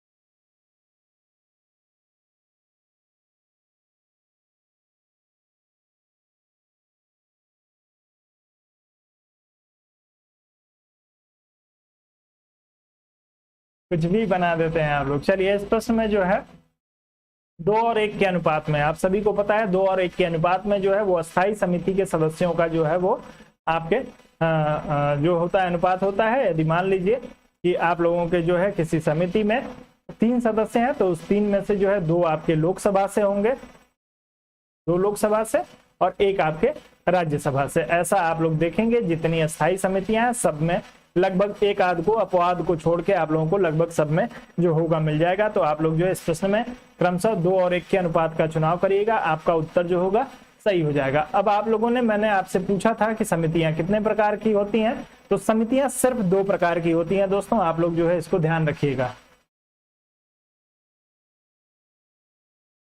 दोस्त आप लोग अस्थाई समिति को ही बता रहे हैं, मैं पूछ रहा हूं कितने प्रकार की होती है। 2 तरह की समिति होती है, एक को हम लोग अस्थाई समिति कहते हैं और दोस्तों दूसरे को हम लोग तदर्थ समिति कहते हैं। तो आप लोग ध्यान रखिएगा, अस्थाई और तदर्थ सिर्फ 2 प्रकार की समितियां होती हैं। अब इसमें अस्थाई समिति में बहुत सारी समितियां आती हैं और तदर्थ में भी आती हैं, तो आप लोग सबको मिक्स ना कर दीजिए, सबको मिक्स करने की जरूरत नहीं है। इसमें आपका ए विकल्प जो होगा वो बिल्कुल सही हो जाएगा। जितने आप लोग लोक लेखा समिति की बात कर रहे हैं, प्राक्कलन समिति की बात कर रहे हैं, प्राक्कलन समिति अब गठित होती है क्या? चलिए गलत ना करिए आप लोग, अस्थाई और तदर्थ सिर्फ 2 तरीके की समितियां होती हैं। चलिए आगे बढ़ेंगे, अगले प्रश्न पे चल जाएंगे। अगला दिया ध्यान आकर्षण। कुछ भी जो आप लोगों को याद आने लगता है वही लिखने लगते हैं। चलिए कोई बात नहीं, कम से कम प्रयास करते हैं। इसके लिए मैं आप लोगों को जो है 10 में से 8 नंबर दे रहा हूं कि आप लोग प्रयास कर रहे हैं। जो लोग प्रयास नहीं करेंगे दोस्तों, ठोकर उसे नहीं लगेगी जो चलने का ही प्रयास नहीं करेगा, ठोकर उसे ही लगेगी, चोट उसे ही लगेगी जो चलने का प्रयास करेगा, और चोट लगने से ही व्यक्ति जो है वो सीखता है। तो जो लोग उत्तर कर रहे थे उन सभी को मेरी तरफ से शुभकामनाएं है। आप लोग जो है आइंदे से आपका प्रश्न कभी गलत नहीं होगा। और जो लोग जो है अपने हाथ में दही जमा के या मेहंदी लगा के बैठे हैं, हो सकता है कि कुछ पुरुष लोग भी हमारे मेहंदी लगा के बैठे हों, तो आप लोग यदि हाथ में मेहंदी लगा के बैठे हैं तो आप लोग जो है अपनी मेहंदी को खूब कलर चढ़ने दीजिए और मजा लीजिए उसका। चलिए, आपसे पूछा गया है ध्यान आकर्षण सूचना के प्रावधान ने निम्नलिखित में से किस क्षेत्र को सीमित किया है? आप लोग अपना उत्तर करेंगे। इस प्रश्न के लिए चारों में से किसी एक का चुनाव करिए। चलें, सब लोग उत्तर करेंगे, हंसिएगा बाद में आप लोग। ध्यान आकर्षण सूचना के प्रावधान में निम्नलिखित में से किसके क्षेत्र को सीमित किया, किसके क्षेत्र को सीमित किया है ध्यान आकर्षण प्रस्ताव ने? आप लोग उत्तर करेंगे इस प्रश्न के लिए।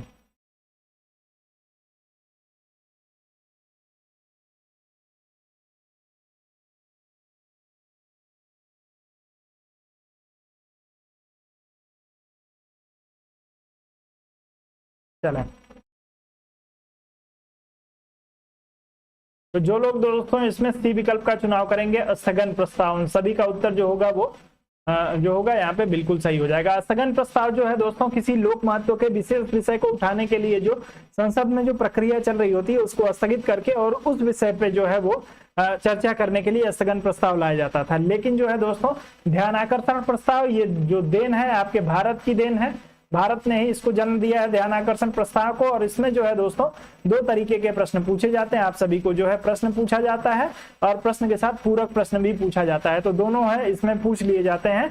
और इसमें जो है लोक महत्व के विषय पे जो है वो सरकार के ध्यान को जो है वो आकर्षित कराया जाता है, सरकार को इंगित कराया जाता है। इसलिए जो स्थगन प्रस्ताव है उसके महत्व को इसने जो है ध्यान आकर्षण प्रस्ताव ने जो है वो कम कर दिया। तो आपका उत्तर सी विकल्प के लिए सही हो जाएगा। उम्मीद करता हूं सबको क्लियर हो गया होगा। स्थगन प्रस्ताव इसीलिए लाया जाता था दोस्तों कि यदि कोई लोक महत्व का महत्वपूर्ण विषय है उस पर चर्चा करने के लिए स्थगन प्रस्ताव लाया जाता था, सभी कार्यों को रोक के और उस महत्वपूर्ण विषय पर चर्चा कराई जाती थी। लेकिन जैसे ही भारत ने जो है एक नई व्यवस्था को जन्म दिया जिसे हम लोग जो है ध्यान आकर्षण प्रस्ताव कहते हैं, ध्यान आकर्षण सूचना कहते हैं, तो इसके माध्यम से भी दोस्तों जो है प्रश्न पूछ के उसका पूरक प्रश्न भी पूछा जाता था और उसके बाद से जो है दोस्तों जो है उस पर सरकार का ध्यान आकृष्ट कराया जाता था। तो ये जो है आपके स्थगन प्रस्ताव से ही मिलता जुलता है। इसने स्थगन प्रस्ताव की सीमा को जो है थोड़ा सा संकुचित किया है। आपका उत्तर सी विकल्प के लिए सही होगा। सभी लोग इसमें सी विकल्प की बात करेंगे। आगे बढ़ेंगे, अगले प्रश्न पे चलेंगे।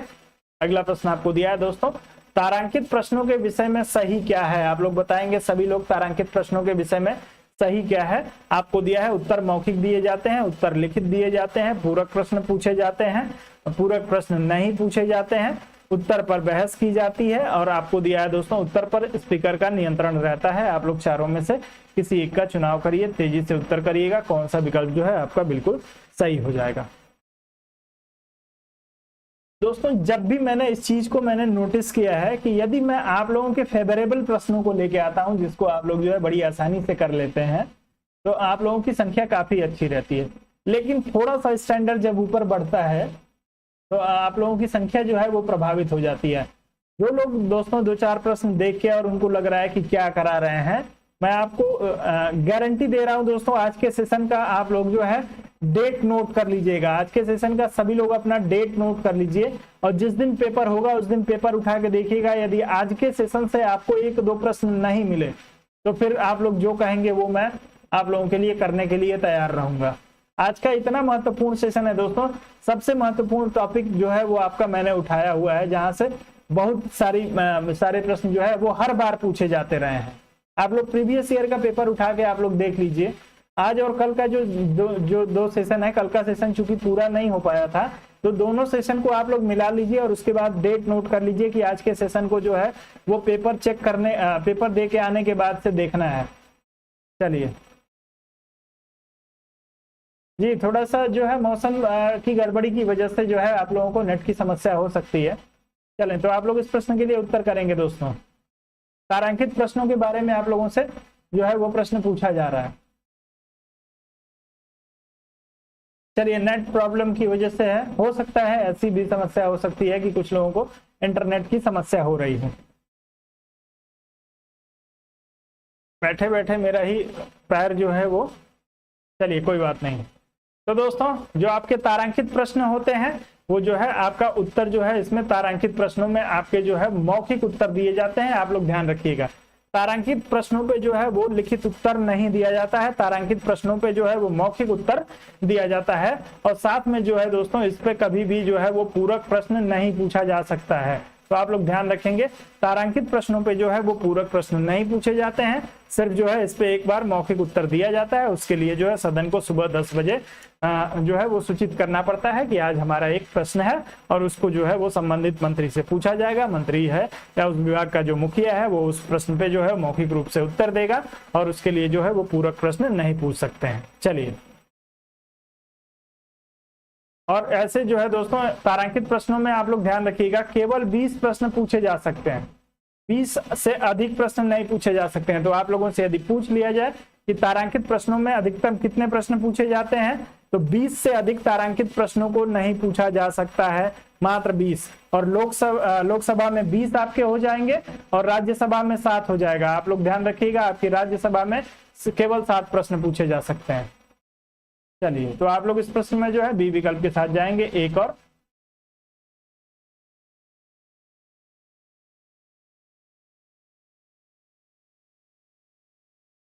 चलिए माफ करिए, मैंने ही आप लोगों को जो है वो गलत करा दिया है। बी विकल्प में 1 और 3 दिया है और मैंने आपको क्या बता दिया, पूरक प्रश्न नहीं पूछे जाते हैं। तारांकित प्रश्नों में पूरक प्रश्न भी पूछे जाते हैं दोस्तों। माफी चाहता हूँ, 1 सेकंड धैर्य रखेंगे आप लोग। आपका जो है तारांकित जो प्रश्न होते हैं उसमें जो है आपका मौखिक उत्तर दिया जाएगा और इसमें पूरक प्रश्न पूछा जाएगा। तो आप लोग जो है बी विकल्प के साथ ही जाइए। बिल्कुल आप सभी लोगों का उत्तर जो है कमलेश जी ध्यान दिलाने के लिए बिल्कुल आप सभी लोगों को धन्यवाद दोस्तों। चलिए, तो आप लोग इसके लिए क्षमा करिएगा। तारांकित जो प्रश्न होते हैं कुल 20 संख्या होती है इनकी। पूरक प्रश्न इस पे पूछा जा सकता है, मौखिक उत्तर दिया जाता है। तो आप लोग बी विकल्प के साथ ही जाएंगे। बी विकल्प के अलावा जो है आपको किसी और विकल्प का चुनाव करने की जरूरत नहीं है। चलिए, 1 और 3 आपका सही है। बिल्कुल सभी लोगों ने जिन लोगों ने बी विकल्प का चुनाव किया उनका उत्तर जो होगा सही हो जाएगा।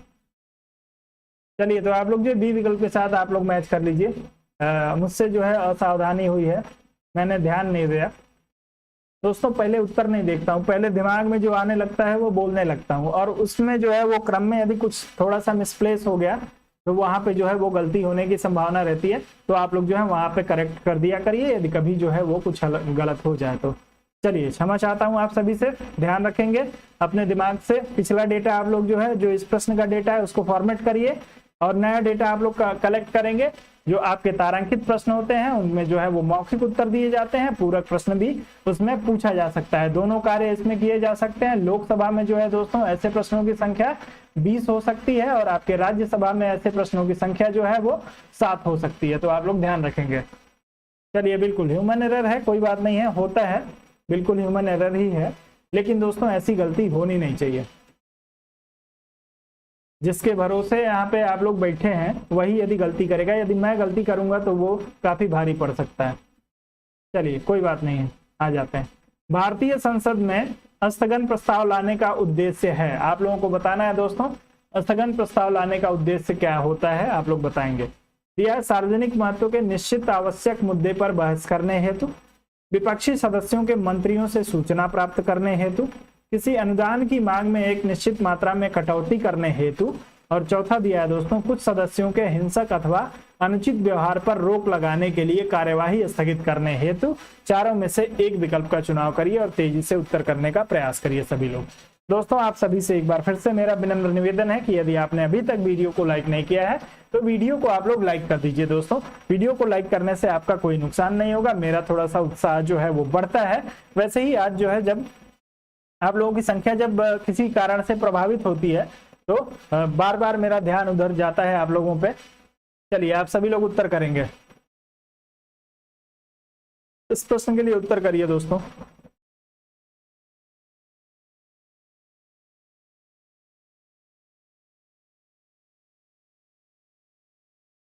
चलें, तो आप लोग जो है इस प्रश्न में आपसे स्थगन प्रस्ताव दिया है, आप लोग ये विकल्प का चुनाव करेंगे सार्वजनिक महत्व के निश्चित आवश्यक मुद्दे पर बहस करने हेतु।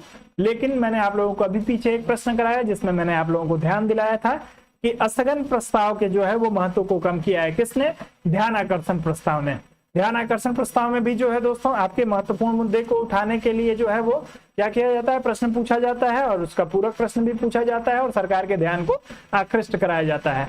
और ध्यान आकर्षण प्रस्ताव की तरह जो है आपके, क्योंकि भारतीय संविधान में जो है वो स्थगन प्रस्ताव का ही प्रारंभ में जो है स्थगन प्रस्ताव ही था। बाद में जो है आपके ध्यान आकर्षण प्रस्ताव को जो है वो माफ करिएगा, दोनों आपके भारतीय संविधान में ही है, लेकिन जो है ध्यान आकर्षण प्रस्ताव जो है आपके भारत की देन है और जो है इसको जो है स्थगन प्रस्ताव को भारतीय संविधान में रखा गया था। आप लोग इस चीज को ध्यान रखिएगा। बोलना कुछ और चाह रहा था, बोल कुछ और रहा हूं। बोलना चाह रहा था कि जो आपका जो है ध्यान आकर्षण प्रस्ताव भारत की देन है, इस चीज को आप लोग ध्यान रखिएगा। और उसमें जो है स्थगन प्रस्ताव में भी आपके सार्वजनिक महत्व के मुद्दे को उठाया जाता है और आपके जो है वो ध्यान आकर्षण प्रस्ताव में, दोनों में जो है आप लोगों को अंतर स्पष्ट कर लेना है। अंतर यदि स्पष्ट नहीं रहेगा तो आपका जो होगा प्रश्न वहां पे गलत हो सकता है। ए विकल्प आपका जो होगा वो बिल्कुल सही हो जाएगा। आगे बढ़ते हैं, अगले प्रश्न पे चलते हैं। अगला दिया है संघ सरकार के संदर्भ में निम्नलिखित कथनों पर विचार करिए। आप लोगों को कथन दिया गया है दोस्तों और विचार करना है। कैबिनेट सचिव की सलाह पर प्रधानमंत्री द्वारा भारत सरकार के मंत्रालयों विभागों का सृजन किया जाता है।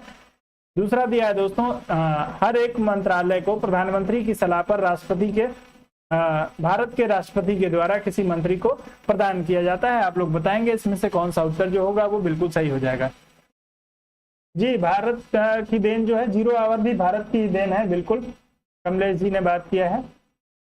0 आवर हो गया आपका जो है, ये ध्यान आकर्षण प्रस्ताव हो गया, ये भारत की देन है। चलिए आप आ जाइए, इस प्रश्न पे आप लोग उत्तर करिएगा।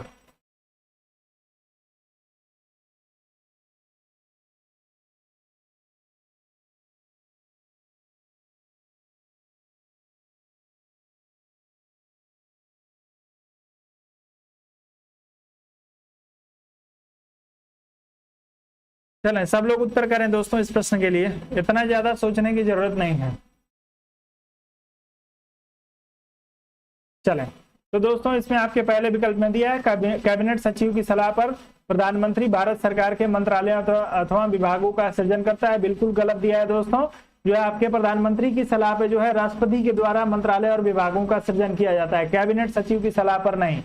दूसरा दिया है दोस्तों कि हर एक मंत्रालय को प्रधानमंत्री की सलाह पर भारत के राष्ट्रपति द्वारा किसी मंत्री को प्रदान किया जाता है।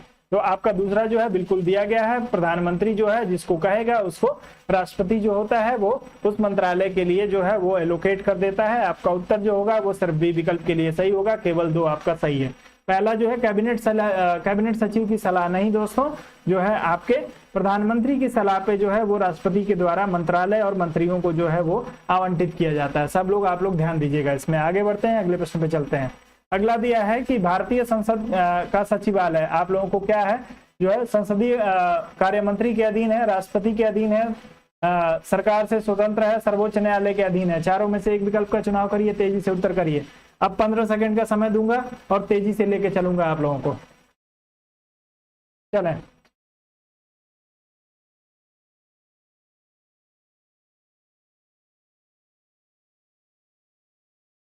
भारतीय संसद के सचिवालय के लिए आप लोगों को उत्तर करना है दोस्तों, तेजी से करिए सभी लोग।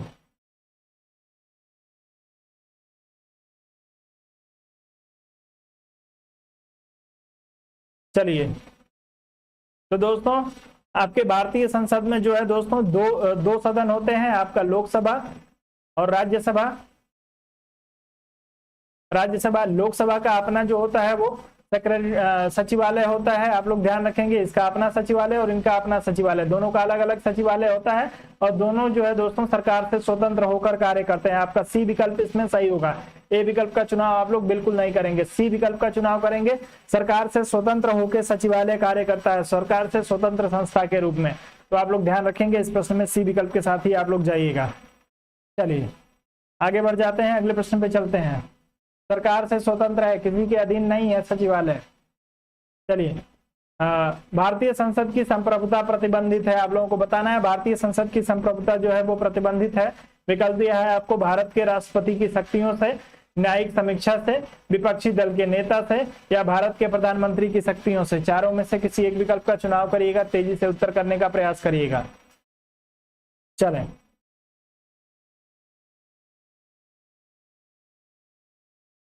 सभी लोग उत्तर करेंगे दोस्तों। जिन लोगों ने वीडियो को लाइक नहीं किया है, आप सभी लोगों से निवेदन है वीडियो को लाइक करिए और थोड़ा सा वीडियो को शेयर करने का आप लोग प्रयास किया करिए।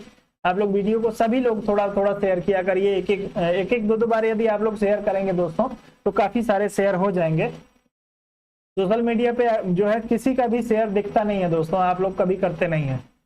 चलें तो दोस्तों जुडिशियल रिव्यू या न्यायिक समीक्षा के आधार पर जो है भारतीय संविधान की जो संप्रभुता है वो प्रतिबंधित होती है। आप सभी लोगों को संप्रभुता, आप लोग राजनीति विज्ञान के जो है वो छात्र हैं, संप्रभुता के बारे में पता है। संप्रभु कौन होगा जिसके ऊपर किसी का भी नियंत्रण ना हो। तो जो है संप्रभुता एक ऐसी अवधारणा जो है वो आपके एक अपने क्षेत्र में जो है वो स्वतंत्र होकर कार्य करने वाली जो संस्था होती है या जो व्यक्ति होता है उसे संप्रभु कहा जाता है। और ये जो है दोस्तों आपके भारतीय संसद को आपके जुडिशियल रिव्यू या न्यायिक समीक्षा की अवधारणा के तहत जो है वो संप्रभु नहीं माना जाता है। सिर्फ एक अर्थ में आप लोग जो है इसमें ऐसा ना कहिएगा कि भारतीय संसद संप्रभु नहीं है। भारत की संसद जो है वो संप्रभु है, भारत एक संप्रभु देश है। लेकिन दोस्तों न्यायिक समीक्षा की अवधारणा के आधार पे जो है वो भारत की संसद जो होती है वो संप्रभुता अपनी खो देती है, क्योंकि इसके ऊपर जो है वो सुप्रीम कोर्ट का नियंत्रण हो जाता है। आगे बढ़ जाएंगे, अगले प्रश्न पे चलेंगे।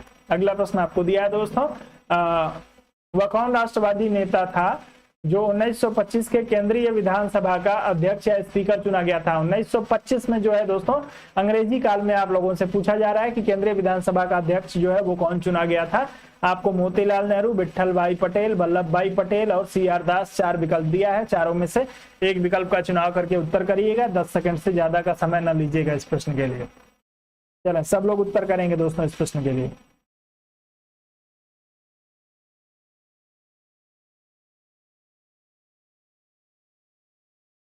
चलिए सभी लोगों का उत्तर बी विकल्प के लिए विट्ठल भाई पटेल के लिए आ रहा है दोस्तों। विट्ठल भाई पटेल को जो है वो ब्रिटिश भारत के जो है वो केंद्रीय जो है विधानसभा का अध्यक्ष बनाया गया था। ये आपके 1925 से जो है 1930 तक 5 वर्ष इन्होंने विधानसभा अध्यक्ष के रूप में कार्य किया था। आप लोग ध्यान रखेंगे, बी विकल्प सही हो जाएगा।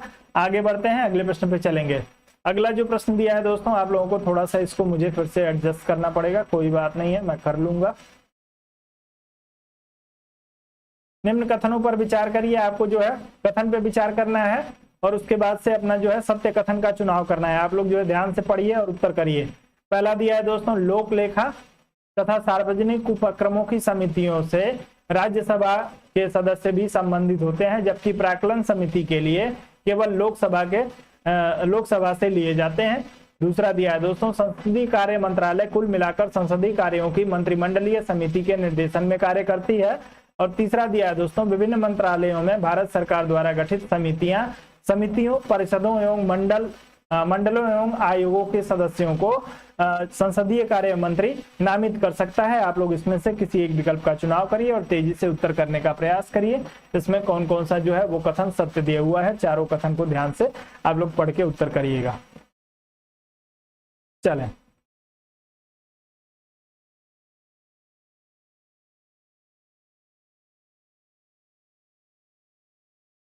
सब लोग उत्तर करेंगे इस प्रश्न के लिए दोस्तों।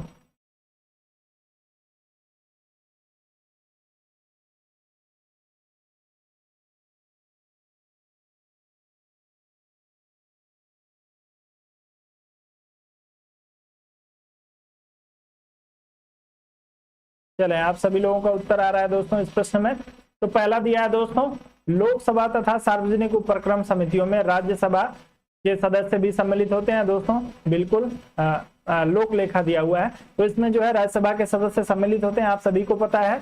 जबकि प्राक्कलन समिति के लिए जो है केवल लोकसभा, प्राक्कलन समिति 30 सदस्यों की एक समिति है जिसमें सिर्फ लोकसभा के लोग जो होते हैं वो शामिल होते हैं। पहला विकल्प आपको बिल्कुल सही दिया है।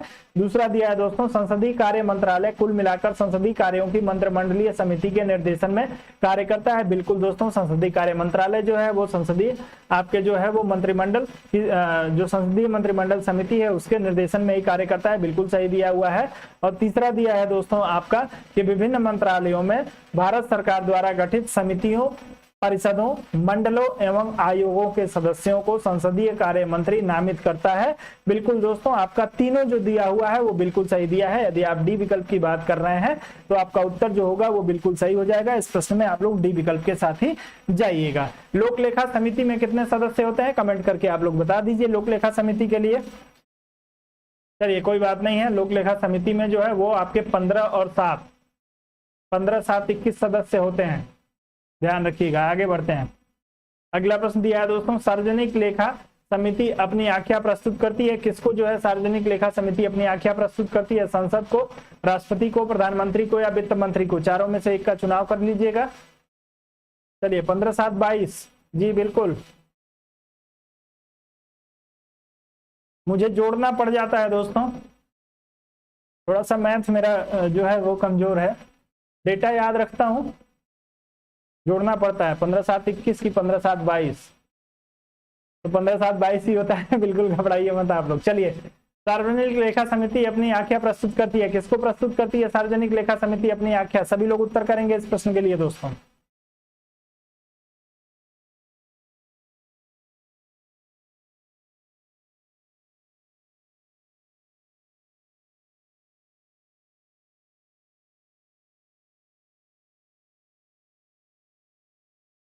चलें, सब लोग उत्तर करेंगे दोस्तों इस प्रश्न के लिए। चलिए, तो दोस्तों सार्वजनिक लेखा समिति की बात करेंगे तो सार्वजनिक लेखा समिति जो होती है दोस्तों आपके संसद को जो है अपनी आख्या प्रस्तुत करती है। आप लोग इसमें ए विकल्प का चुनाव करिएगा। लोक लेखा समिति में मैंने आपको बताया दोस्तों 15 सदस्य जो होते हैं आपके लोकसभा से होते हैं और 7 सदस्य जो होते हैं आपके राज्यसभा से होते हैं। और ये जो है दोस्तों आपकी लोक लेखा समिति जो होती है आपके सीएजी के रिपोर्ट को आधार मान के जो है वो अपना परीक्षण कार्य करती है। तो आप लोग ध्यान रखिएगा, आपका उत्तर ए विकल्प के लिए सही हो जाएगा। ये संसद को जो है अपनी रिपोर्ट प्रस्तुत करती है। ए विकल्प के साथ जाइएगा। आगे बढ़ते हैं, अगले प्रश्न पे चलते हैं। अगला प्रश्न दिया है दोस्तों, निम्नलिखित कथनों पर विचार करिए। लोक लेखा समिति संसदीय समिति आपको दिया है, लोक लेखा की संसदीय समिति दिया है दोस्तों।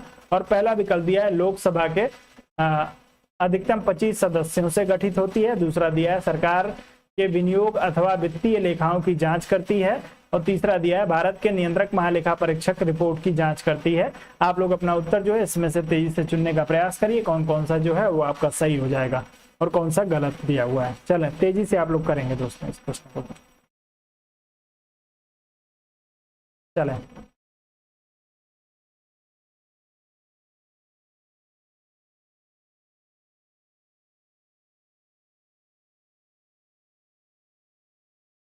तो आप सभी लोग इस प्रश्न में धड़ल्ले से बी विकल्प की बात कर रहे हैं। तो दोस्तों आप सभी को पता है कि आपके लोक लेखा समिति में जो है वो 25 नहीं 22 सदस्य होते हैं, ध्यान रखना है। जिसमें कई बार बता चुका हूं 15 और 7 होते हैं। 15 और 7 2 संबंध 1 का रेशियो होता है, इसको ध्यान रखिएगा। और उसके बाद से बात करेंगे दोस्तों, तो सरकार के विनियोग तथा वित्तीय लेखाओं की जांच करना जो है आपके लोक लेखा समिति का कार्य है। बिल्कुल है, सही दिया है। और नियंत्रक महालेखा परीक्षक की रिपोर्ट की जांच करना पिछले ही प्रश्न में बताया है। तो आपके जो है 2 और 3 सही है। बी विकल्प आपका जो होगा बिल्कुल सही हो जाएगा। अन्य किसी विकल्प का चुनाव करने की जरूरत नहीं है। आगे बढ़ते हैं। अगला प्रश्न जो दिया है दोस्तों आपको, समिति दिया हुआ है लोक लेखा समिति, याचिका समिति, स्टॉक बाजार स्कैम संयुक्त समिति और विभागीय समिति। इसमें आपको बताना है कौन सी तदर्थ समिति है, कौन सी स्टैंडिंग समिति है, कौन सी वित्तीय समिति है और कौन सी जो है वो कार्यकारी समिति है। आप लोग जो है इसको तेजी से उत्तर करने का प्रयास करिएगा। इसको समिति को सुमेलित करिएगा, कौन किस प्रकार की समिति है वही आप लोगों को सुमेलित करना है दोस्तों।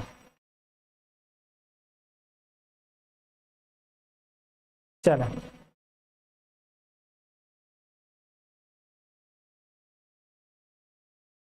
आज के क्वेश्चन गजब जरूर हैं, लेकिन दोस्तों आज के क्वेश्चन बहुत महत्वपूर्ण है। यहाँ से सवाल, बहुत सारे सवाल पूछे जाते रहे हैं आप लोगों के लिए। चलिए, और थोड़ा बहुत स्टैंडर्ड तो बढ़ाना पड़ेगा ना अपना। चलिए, सब लोग उत्तर करिए इस प्रश्न के लिए दोस्तों, समितियों को सम्मिलित कर दीजिए।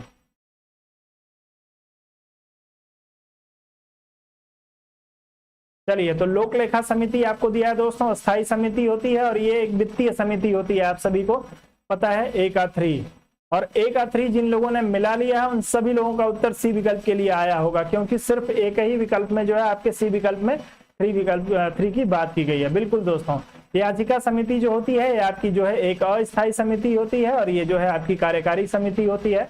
स्टॉक बाजार जो समिति की बात करेंगे दोस्तों, स्टॉक बाजार स्कैम संयुक्त समिति, तो ये जो आपकी होती है ये एक तदर्थ समिति होती है। आप लोग इसको ध्यान रखेंगे। और विभागीय समितियों की बात करेंगे दोस्तों, तो ये विभागीय समितियां जो होती हैं वो स्टैंडिंग समिति होती हैं। इनका जब कार्य होता है तो इनका उपयोग किया जाता है। तो आप लोग ध्यान रखिएगा, आपका जो है सी विकल्प इस प्रश्न के लिए बिल्कुल सही हो जाएगा। जितने लोगों ने सी विकल्प का चुनाव किया है उन सभी का उत्तर जो होगा बिल्कुल सही हो जाएगा। मैंने पहले ही आपको बताया है कि समितियां जो होती हैं वो सिर्फ 2 प्रकार की होती हैं, अस्थाई और तदर्थ। तो ये जो है आपकी अस्थाई और तदर्थ समितियों में से जो है वो आपकी वित्तीय समिति जो आपको दिया हुआ है ये आपकी जो है वो अस्थाई समिति है, वित्तीय समिति। बाकी जो है ये तदर्थ समितियां हैं आपकी। आगे बढ़ेंगे, आपकी एक तदर्थ समिति हो जाएगी, एक कार्यकारी समिति हो जाएगी और एक जो है आपकी स्टैंडिंग समिति हो जाएगी। चले आगे बढ़ेंगे। पहले ही मैंने बता दिया था सिर्फ 2 ही समितियां होती हैं और समितियां कई तरह की आ गई यहाँ पे। चलिए, तो अब आप लोगों को वहां पे कंफ्यूजन हो रहा होगा कि मैंने बताया 2 ही तरह की समितियां होती हैं, एक अस्थाई और एक तदर्थ। लेकिन दोस्तों प्रश्न में आपसे ये पूछा गया था कौन किससे संबंधित है, किस विभाग से संबंधित है, तो आप लोग इसको ध्यान रखिएगा। राज्यसभा के सदस्यों को संबद्ध नहीं किया जाता है, आपको बताना है दोस्तों किसमें जो है वो राज्यसभा के सदस्यों को शामिल नहीं किया जाता है। पब्लिक अकाउंट कमेटी में, एस्टीमेट कमेटी में, सार्वजनिक उद्योगों की कमेटी में, तीनों में से आप लोग अपना उत्तर चुनने का प्रयास करिएगा। राज्यसभा के सदस्यों को जो है वो संबद्ध नहीं किया जाता है, किसमें? पब्लिक अकाउंट, एस्टीमेट कमेटी, सभी लोग उत्तर करेंगे दोस्तों। पब्लिक अकाउंट लोक लेखा समिति को कहा जाता है और एस्टीमेट कमेटी जो होती है दोस्तों आपकी, चले उत्तर करिए आप सभी लोग। तो मैं आप लोगों को बता रहा था कि जो आपका जो है पब्लिक अकाउंट कमेटी यानी लोक लेखा समिति, एस्टीमेट कमेटी का मतलब जो होता है आपकी प्राक्कलन समिति होती है। चलिए तेजी से उत्तर करिएगा।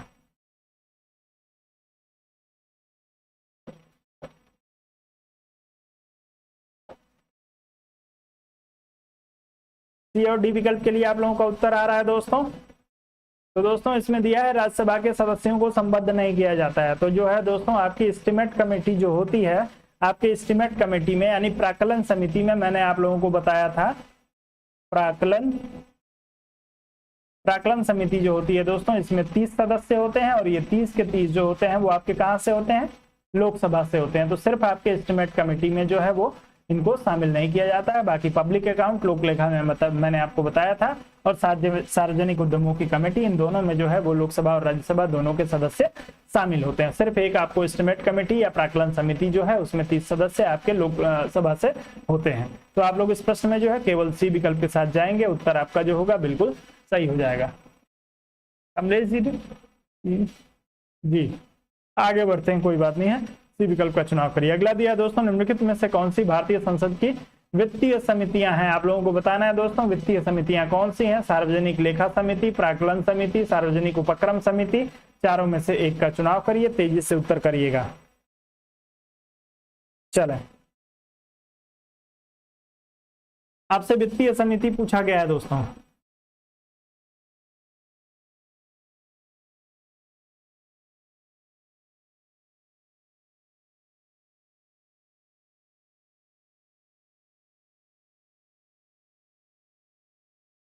चलें, तो जो लोग इसमें 1, 2 और 3 सभी की बात कर रहे होंगे उन सभी का उत्तर सही हो जाएगा, क्योंकि सार्वजनिक लेखा समिति, प्राक्कलन समिति और जो है वो सार्वजनिक उपक्रम समिति, ये तीनों समितियां जो है वो वित्तीय समितियों के अंतर्गत आती हैं। आप लोग इसमें ध्यान रखिएगा, आपका डी विकल्प इस प्रश्न के लिए सही हो जाएगा।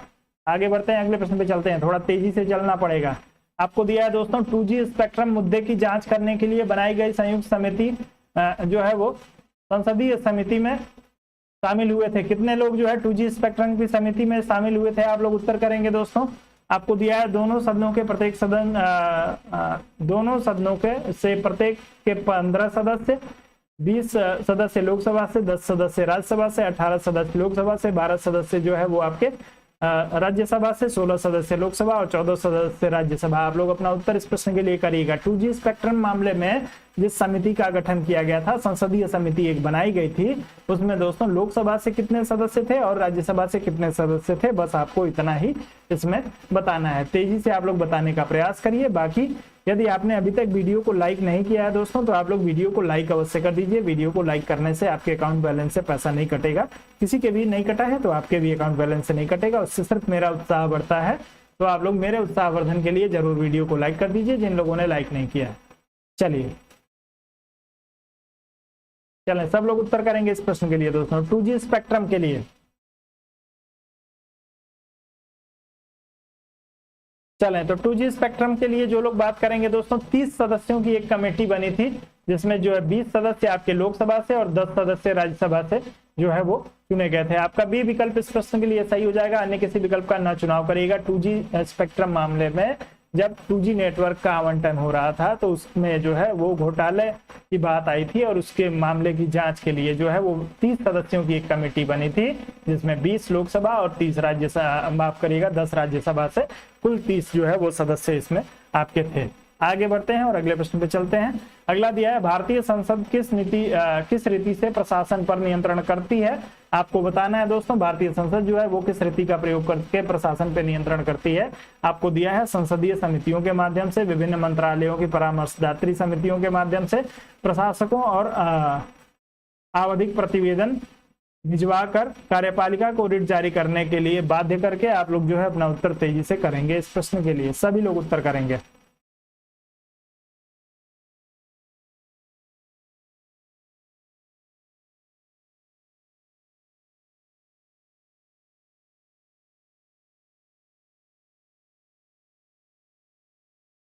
टू जी स्पेक्ट्रम वाली कमेटी को जेपीसी कमेटी कहा जाता है, आप लोग ध्यान रखिएगा, जेपीसी कमेटी भी कहा जाता है उसको।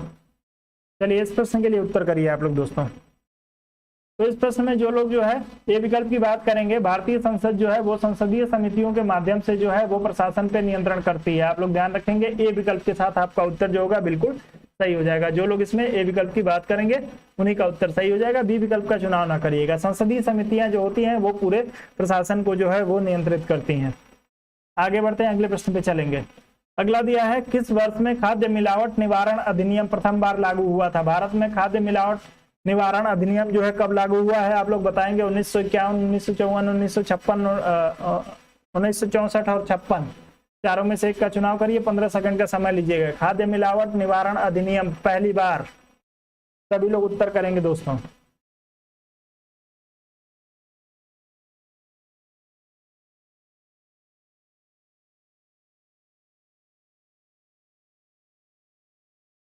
चलें,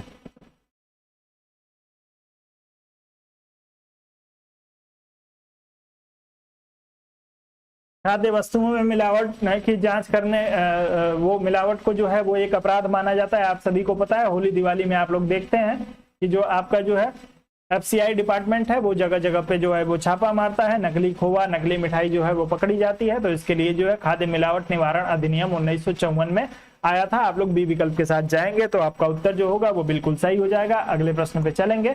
अगला प्रश्न दिया है दोस्तों, निम्नलिखित युग्मों में से कौन सा सुमेलित नहीं है। आपको हिंदू विवाह अधिनियम 1955 दिया है, हिंदू उत्तराधिकार अधिनियम 1956 दिया है, 73वां संविधान संशोधन दिया है, शहरी क्षेत्रों के स्थानीय निकायों के चुनाव के लिए महिलाओं के लिए स्थानों का आरक्षण, और जो चौथा दिया है आपको सती निरोध अधिनियम 1987 दिया है। आप लोग इसको तेजी से सुमेलित करने का इसमें चेक करिए आप लोग कि कौन सा जो है वो सही सुमेलित नहीं है, तेजी से।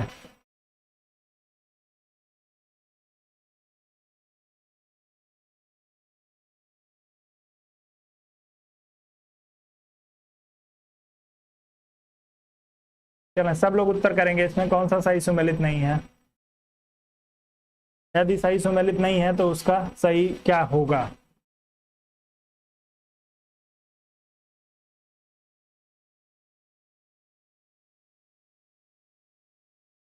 चलिए,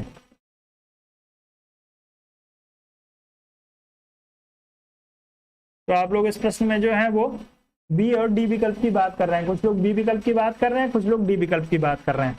तो आपका जो है हिंदू विवाह अधिनियम 1955 में आया था और हिंदू उत्तराधिकार अधिनियम जो है 1956 में आया था, बिल्कुल सही दिया है। 73वें संविधान संशोधन की जब भी बात की जाए दोस्तों, और 73वें संविधान संशोधन के साथ जो है यदि कहीं पे भी शहरी आ जाए तो आप लोग जो है वहां पे सावधान हो जाइए। 73वां संविधान संशोधन जो है वो आपके ग्राम पंचायत से संबंधित है। ग्रामीण शब्द उसमें आएगा या ग्राम शब्द आएगा।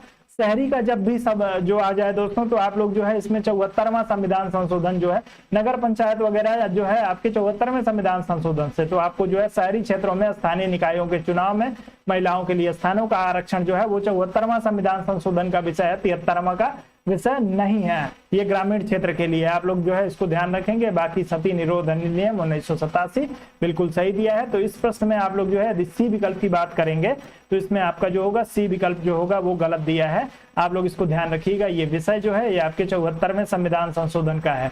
तो आप लोगों को एक चीज ट्रिक याद कर लीजिए कि यदि शहरी आ जाए तो 74वां, ग्रामीण आ जाए तो आपका 73वां होगा। इस चीज को यदि आप भूल जाएंगे तो आप अपने पैर पे कुल्हाड़ी मारेंगे। आप लोग जानिएगा, आपका काम जानेगा, मेरा काम आप लोगों को बता देना है। मैं बहुत ही गुस्से में आपको ये चीज बता रहा हूं जी। चलिए, घरेलू हिंसा से महिलाओं की सुरक्षा अधिनियम कब लागू हुआ दोस्तों? घरेलू हिंसा से जो है महिलाओं की सुरक्षा करने हेतु जो है वो अधिनियम कब लागू किया गया था? 20 सितंबर 2005, 30 सितंबर 2006, 10 अक्टूबर 2006 और 26 अक्टूबर 2006। घरेलू हिंसा से संबंधित प्रश्न आप लोगों को दे दिया गया है, सभी लोग उत्तर करेंगे दोस्तों। घरेलू हिंसा को जो है एक कानूनी जो है वो जुर्म माना जाता है। तो आप लोग अपना उत्तर इस प्रश्न के लिए तेजी से करने का प्रयास करिएगा।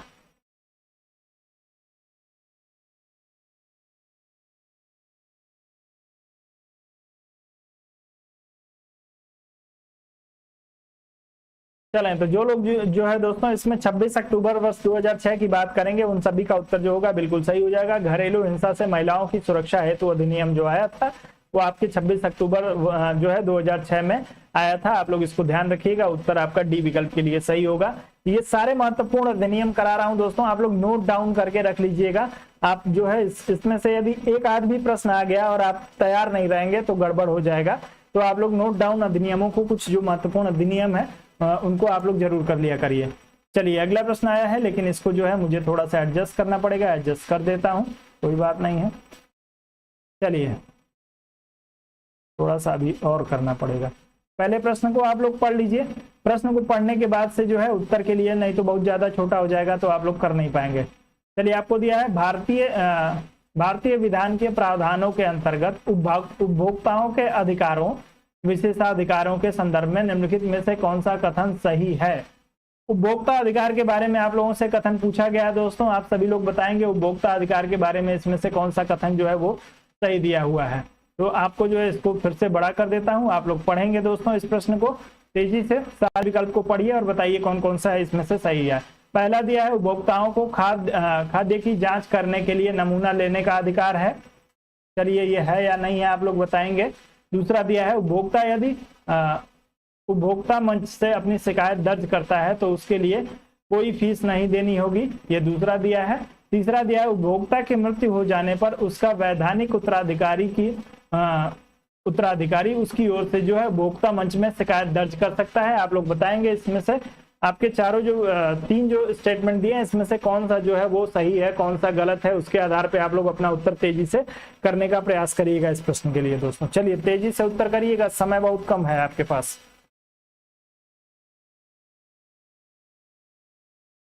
चलें,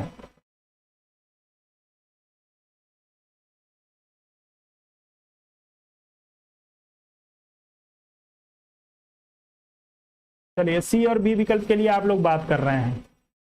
तो दोस्तों, पहला आपको जो दिया हुआ है उसमें दिया है उपभोक्ताओं को खाद्य वस्तु की जांच का नमूना लेने का अधिकार है। यदि आप कहीं भी जा रहे हैं दोस्तों, यदि मान लीजिए कोई खाने वाली चीज जो है आप खरीद रहे हैं, जैसे मिठाई खरीद रहे हैं, तो आप जो है वो आपके उपभोक्ता संरक्षण अधिनियम के तहत जो है आपको ये अधिकार दिया गया है कि आप उस मिठाई वाले से कहिए कि जो मिठाई आप मुझे दे रहे हैं उसका एक सैंपल दीजिए।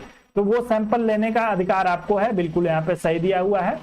दूसरा दिया है उपभोक्ता यदि उपभोक्ता मंच में अपनी शिकायत दर्ज करते हैं तो उसके लिए कोई फीस नहीं देनी होगी। ऐसा नहीं है दोस्तों, निर्धारित शुल्क जो होगा वो आपको जो है आपके उस मंच को जो है वो देना पड़ेगा। उपभोक्ता मंच को आपको जो है निर्धारित शुल्क देना पड़ता है, बिना शुल्क के ये आपकी ये भी नहीं सुनेंगे। तो आपका जो है दूसरा गलत हो जाएगा। तीसरा दिया है उपभोक्ता की मृत्यु हो जाने पर उसका वैधानिक उत्तराधिकारी उसकी ओर से उपभोक्ता मंच में शिकायत दर्ज कर सकता है। दोस्तों, जैसे मान लीजिए कि ऐसा किसी के साथ भी ना हो, लेकिन यदि कोई व्यक्ति जो है वो कोई सामान खरीद के ले आता है और उस सामान की वजह से उसकी मृत्यु हो जाती है, या वैसे भी जैसे मान लीजिए कि कोई सामान आपके घर में आ गया और जो है जो व्यक्ति खरीद के लाया वो उपस्थित नहीं है, या किसी भी व्यक्ति की ऐसा ना हो किसी के घर में, तो दोस्तों कोई भी सामान यदि कोई खरीद के ले आता है, आप सीधे ऐसे समझिए, और उस व्यक्ति की जो है मृत्यु हो जाती है, तो उसका जो उत्तराधिकारी होता है वो जो है उसके लिए जो है उपभोक्ता फोरम में शिकायत कर सकता है। आपका जो है तीसरा विकल्प भी सही दिया है, तो आप 1 और 3 के साथ जाइएगा, उत्तर बिल्कुल सही हो जाएगा। जो लोग सी विकल्प की बात करेंगे, अन्य किसी विकल्प की बात करने की जरूरत यहाँ पे बिल्कुल नहीं है दोस्तों। आगे बढ़ते हैं, अगले प्रश्न पे चलेंगे। अगला दिया है अनुसूचित जाति और अनुसूचित जनजाति अत्याचार निवारण अधिनियम 1989 प्रवृत्त हुआ था। आप लोग दो चीज याद रखिएगा कि अनुसूचित जाति अनुसूचित जनजाति अत्याचार निवारण अधिनियम जो है आपके 1989 में आया था। कब प्रवृत्त हुआ था? 1 जुलाई 1989 को, 30 जनवरी 1990 को, 30 जुलाई 1989 को या 1 जनवरी 1990 को। आप लोग तेजी से इस प्रश्न के लिए उत्तर करने का प्रयास करिएगा, जितनी तेजी से संभव हो सके उतनी तेजी से उत्तर करिए आप लोग। चलिए, अनुसूचित जाति और अनुसूचित जनजाति अत्याचार निवारण अधिनियम 1989 कब जो है वो आपका लागू होगा? आप लोग तेजी से उत्तर करेंगे इस प्रश्न के लिए दोस्तों। और जिन दोस्तों ने वीडियो को लाइक नहीं किया है उन सभी से निवेदन है आप लोग वीडियो को लाइक अवश्य कर दिया करिए। चलिए, तो जो लोग इसमें 30 जनवरी 1990 का चुनाव करेंगे उन सभी का उत्तर सही हो जाएगा। 30 जनवरी 1990 को जो है आपका अनुसूचित जाति अनुसूचित जनजाति अत्याचार निवारण अधिनियम 1989 जो है वो अंतिम रूप से राष्ट्रपति के हस्ताक्षर के बाद से लागू हुआ था। अगले प्रश्न पे चलते हैं दोस्तों। अगला प्रश्न दिया है अनुसूचित जाति अनुसूचित जनजाति अत्याचार निवारण अधिनियम 1989 के अंतर्गत सामूहिक जुर्माना अधिरोपित और वसूल करने की शक्ति किसको है? आपके इस अधिनियम के तहत जो है वो जो जुर्माना लगाया जाएगा सामूहिक जुर्माना वो किसके द्वारा जो है वो वसूल किया जाएगा? आप लोग बताएंगे। जिला मजिस्ट्रेट, राज्य सरकार, विशेष न्यायालय, उच्च न्यायालय। आप लोग चारों में से किसी एक का चुनाव करिएगा। सामूहिक जुर्माना जो है आरोपित करने का यानी जुर्माना लगाने का और उसे वसूल करने का अधिकार किसको है? आप लोग तेजी से उत्तर करेंगे सभी लोग। वीडियो को आप लोग लाइक करिए दोस्तों, जरूर आप सभी लोग वीडियो को लाइक और शेयर कर दिया करिए। नियमित रूप से टीजीटी पीजीटी की परीक्षा के लिए आप लोगों के लिए जो है वो एक प्रश्नों का संग्रह लेके उपस्थित हो जाता हूँ, सब लोग उत्तर करेंगे। चलिए, तो इसमें आप लोग ध्यान रखिएगा, राज्य सरकार जो है वो जुर्माना लगाएगी और राज्य सरकार ही इसको वसूलेगी। चलिए, अनुसूचित जाति अनुसूचित जनजाति अत्याचार निवारण में यदि आप पकड़े जाते हैं या कोई भी व्यक्ति यदि पकड़ा जाता है जो है उसके ऊपर आरोप यदि सिद्ध होता है तो उस पर जुर्माना जो लगाएगी वो राज्य सरकार वसूल करेगी, वो भी आपके राज्य सरकार के द्वारा ही किया जाएगा। आगे बढ़ते हैं, अगले प्रश्न पे चलते हैं। अगला दिया है भारत सरकार ने अनुसूचित क्षेत्रों में पंचायत विस्तार पेशा अधिनियम को 1996 माफ करिएगा 1966 में अधिनियमित किया। निम्नलिखित में से कौन सा एक इसका उद्देश्य नहीं है? आप लोग जो है पंचायत विस्तार अधिनियम पेशा के लिए आप लोग अपना उत्तर चुनेंगे। इस प्रश्न के लिए आपको उत्तर दिया है दोस्तों, स्वशासन प्रदान करना, पारंपरिक अधिकारों को मान्यता देना, जनजातीय क्षेत्रों में स्वायत्त क्षेत्रों का निर्माण करना और जनजातीय लोगों को शोषण से मुक्त करना। चारों में से किसी एक का चुनाव करिए। तेजी से पेशा के लिए उत्तर करिएगा आप सभी लोग दोस्तों, जितनी तेजी से संभव हो सके उतनी तेजी से आप लोग उत्तर करिए। आप सभी से मेरा विनम्र निवेदन है कि यदि आप लोगों ने अभी तक वीडियो को लाइक नहीं किया है तो आप सभी लोग वीडियो को लाइक अवश्य करें दोस्तों। चैनल को सब्सक्राइब नहीं किया है तो चैनल को भी सब्सक्राइब करें, साथ में वीडियो को आप लोग शेयर अवश्य कर दिया करिए। जो लोग वीडियो को बाद में देखते हैं दोस्तों, आप सभी से भी निवेदन है कि आप बाद में भी देख रहे हैं तो लाइक आप भी कर सकते हैं। आप लोग जो है बिल्कुल लाइक नहीं करते हैं, आप लोग बाद में भी लाइक कर दिया करिए। चलिए दोस्तों, तो दोस्तों इस प्रश्न में आप लोग जो है सी विकल्प का चुनाव करिएगा। जनजातीय क्षेत्रों में स्वायत्त क्षेत्रों का निर्माण करना इसका उद्देश्य नहीं है। बाकी आपके जो है इनको स्वशासन प्रदान करना, आपके जो है पंचायतों का विस्तार किया गया था जनजातीय क्षेत्रों तक, पारंपरिक अधिकारों को मान्यता देना, जो जनजातियों का जो है अधिकार था उसको मान्यता देना जो है आपके पेशा का जो है वो उद्देश्य था। साथ में जो है जनजातीय लोगों को शोषण मुक्त करना जो है इसका था। लेकिन जो है आपके स्वायत्त क्षेत्रों का निर्माण नहीं किया गया। आप लोगों को ध्यान रखना है, पेशा के तहत जो है वो स्वायत्त क्षेत्रों का निर्माण नहीं किया जाता है। आप लोग इसको ध्यान रखेंगे। आपका उत्तर इस प्रश्न में जो होगा वो सी विकल्प के लिए सही हो जाएगा, जो लोग इसमें सी विकल्प की बात कर रहे होंगे। चलिए आगे बढ़ जाएं दोस्तों।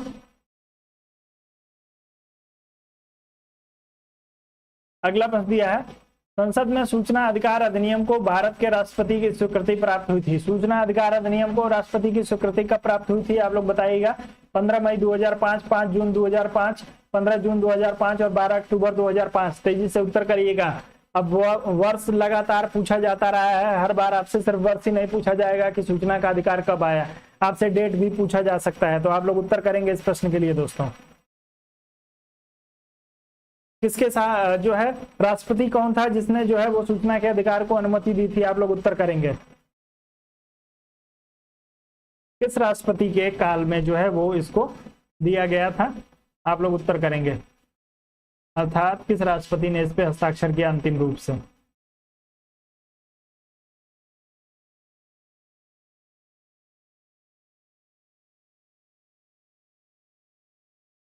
चलो इसमें आपको 2-3 डेट याद रखने पड़ेंगे दोस्तों। पहले तो आप लोग याद रखिएगा 15 जून 2005 को जो है आपके राष्ट्रपति के द्वारा जो है ये अनुमति दी गई थी। 15 जून 2005 को राष्ट्रपति ने इस पे हस्ताक्षर किया था।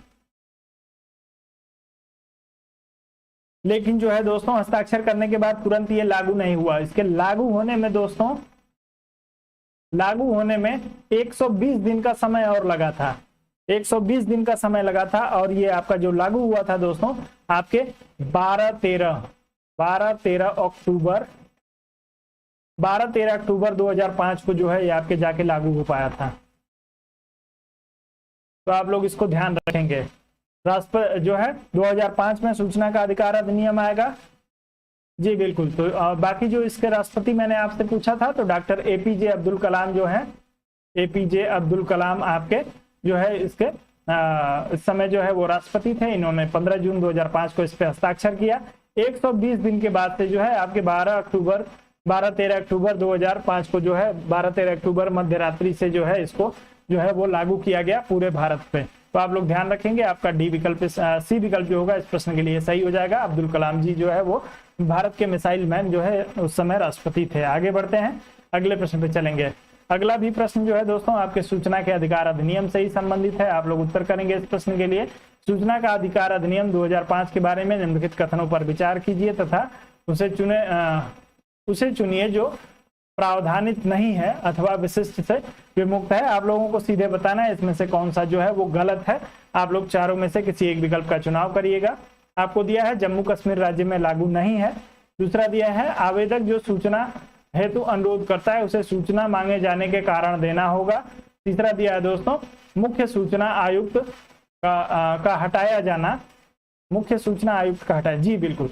चलिए, और चौथा दिया है दोस्तों प्रत्येक सूचना आयुक्त अपने पद पर 5 वर्ष की अवधि जब वह 65 वर्ष की आयु को पूरा हो जाए, दोनों में से जो एक पहले तक होगा। आप लोगों को बताना है इसमें से कौन सा आपका उत्तर जो होगा वो सही होगा। सभी लोग उत्तर करेंगे आपके इस प्रश्न के लिए।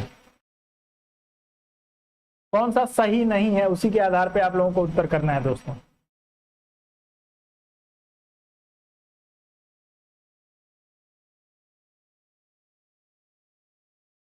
कौन सा सही नहीं है उसका चुनाव करिए आप लोग।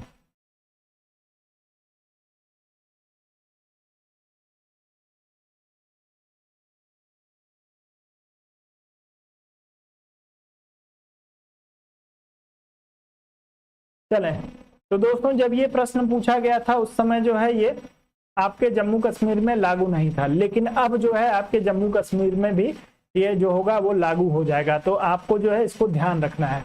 प्रश्न पूछे जाने के दौरान जो है जम्मू कश्मीर एक राज्य के रूप में था और वहां पे जो है इसको लागू नहीं किया गया था। तो आप लोग इसको ध्यान रखेंगे। अब जो है अब ये आपका लागू है, अब इस चीज को ध्यान रखिएगा। अब चूंकि जम्मू कश्मीर जो है एक यूनियन टेरिटरी के रूप में सम्मिलित है, तो आप लोग इसको ध्यान रखेंगे। उसके बाद से आपको दूसरा विकल्प जो दिया है दोस्तों कि आवेदक जो सूचना है तो अनुरोध करता है उसे सूचना मांगे जाने के कारणों को देना होगा। ये दोनों आपके जो है दोस्तों सही नहीं है। इस प्रश्न में आप लोग ध्यान रखिएगा, दोनों सही नहीं दिए हुए हैं। आपको जो है सूचना लेने के लिए कारण बताने की आवश्यकता नहीं है। बिना कारण बताए ही जो है आप जो क्या कर सकते हैं जो है वो सूचना ले सकते हैं। आपको जब भी कोई सूचना लेने का जहां कहीं भी मन हो आप जो है वो सीधे फाइल कर सकते हैं। आपसे कोई भी कारण नहीं पूछेगा कि क्यों आप सूचना मांग रहे हैं। बाकी जो है मुख्य सूचना आयुक्त को हटाए जाने का प्रावधान जो है इसमें किया गया है, बिल्कुल है, सही है। और 5 वर्ष की आयु जो है या 65 वर्ष की आयु जो पहले पूरा हो, ये दोनों आपको सही दिया हुआ है। सिर्फ ये जो है ऊपर के 2 आपको इस प्रश्न में सही नहीं दिए गए थे। जब प्रश्न पूछा गया था उस समय सिर्फ एक ही विकल्प आपका सही था, सी विकल्प। इस समय जो है आपका 2 विकल्प सही हो जाएगा। तो आप लोग ध्यान रखिएगा, इस प्रश्न में ए और बी आपके 2 विकल्प सही नहीं है। सी विकल्प के लिए आप लोग बार बार ना करिए। मुख्य सूचना आयुक्त हटाया जाना, मुख्य सूचना आयुक्त के हटाए जाने का प्रावधान जो है आपके सूचना अधिकार अधिनियम में है। मुख्य सूचना आयुक्त को जो है वो हटाया जा सकता है, कहीं कोई समस्या नहीं। आगे बढ़ते हैं। अगला दिया निम्नलिखित में से कौन सा सूचना अधिकार अधिनियम 2005 से संबंधित है। आप लोग बताएंगे दोस्तों कौन सा जो है 2005 अधिनियम से संबंधित है। आपको दिया है लिली थॉमस बनाम भारत संघ, नंदिनी कुमार बनाम छत्तीसगढ़ राज्य, नमित शर्मा बनाम भारत संघ और उपरोक्त में से कोई नहीं। आपको बताना ये है दोस्तों कि आपका जो सूचना का अधिकार अधिनियम है वो सुप्रीम कोर्ट के किस वाद से जो है वो निकला है, आप लोग बताएंगे किस वाद में फैसला दिया गया था दोस्तों कि ये ऐसा जो है एक कानून होना चाहिए, वही आपसे जो है वो पूछा गया है। सभी लोग इस प्रश्न के लिए उत्तर करेंगे और तेजी से उत्तर करेंगे दोस्तों।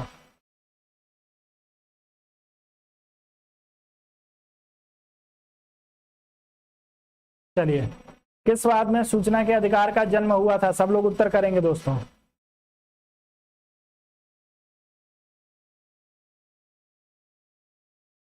चलिए, तो नमित शर्मा बनाम भारत संघवाद की यदि आप लोग बात करेंगे सी विकल्प की, तो नमित शर्मा बनाम भारत संघवाद में जो है सुप्रीम कोर्ट ने फैसला दिया था कि जो है नागरिकों को सरकार के द्वारा जो कार्य किए जा रहे हैं उसके बारे में जो है वो सूचना देने के लिए जो है वो प्रावधान किया जाए। तो आप लोग इस प्रश्न में सी विकल्प के साथ जाइएगा, उत्तर आपका जो होगा बिल्कुल सही हो जाएगा। आगे बढ़ते हैं, अगला प्रश्न दिया है दोस्तों आपको।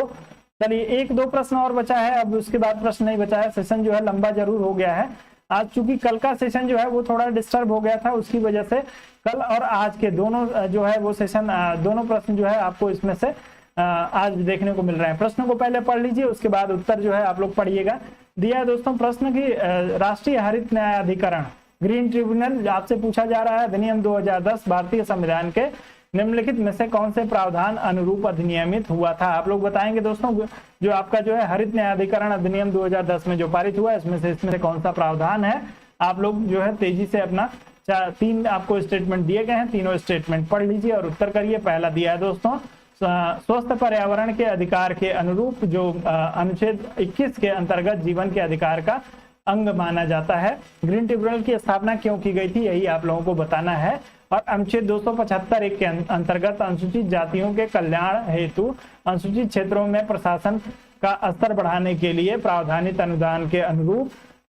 और तीसरा दिया है दोस्तों अनुच्छेद 243 के अंतर्गत जो है उल्लेखित ग्राम सभा की शक्तियों और कार्यों के अनुरूप। आप लोग बताएंगे दोस्तों इसमें कौन सा एक प्रावधान जो है वो आपको दिया गया है, आपके किसके अनुसार जो है वो आपके ग्रीन ट्रिब्यूनल को स्थापित किया गया था।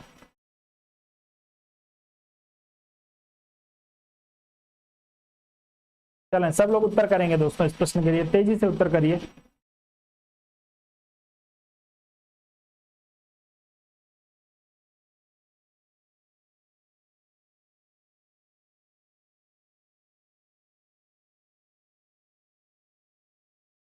चलिए, तो सिर्फ एक जो है इसमें आपका आधार है दोस्तों, जो है स्वस्थ पर्यावरण के अधिकार के अनुरूप जो है जो अनुच्छेद 21 में के अंतर्गत जीवन के अधिकार के का अंग है, इसी के आधार पे जो है दोस्तों इसी को लागू करवाने के लिए जो है एक अलग से संस्था बनाई गई थी। इस संस्था जो है वो आपके पर्यावरण की सुरक्षा के लिए पर्यावरण का ख्याल रखेगी और इसको जो है 2010 में स्थापित किया गया था। आप सभी लोग ध्यान रखिएगा, जिसको हरित न्यायिक प्राधिकरण कहा जाता है। केवल एक विकल्प जो होगा आपका इस प्रश्न के लिए सही होगा, अन्य किसी विकल्प का चुनाव करने की बिल्कुल आवश्यकता नहीं। अगले प्रश्न पे चलते हैं। आपको दिया है भूमि अधिग्रहण 1894 के संदर्भ में निम्नलिखित में से कौन सा कथन सत्य नहीं है। भूमि अधिग्रहण अधिनियम जो है वो सबसे पहले 1894 में लाया गया था, उसके बारे में आपको बताना है कि कौन सा जो है वो सही नहीं है।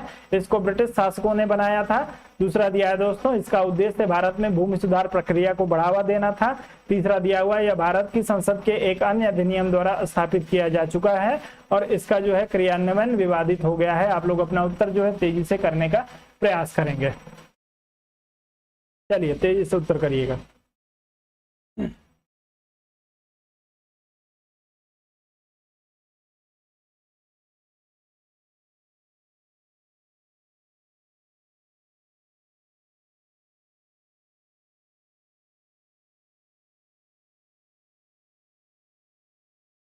चलिए,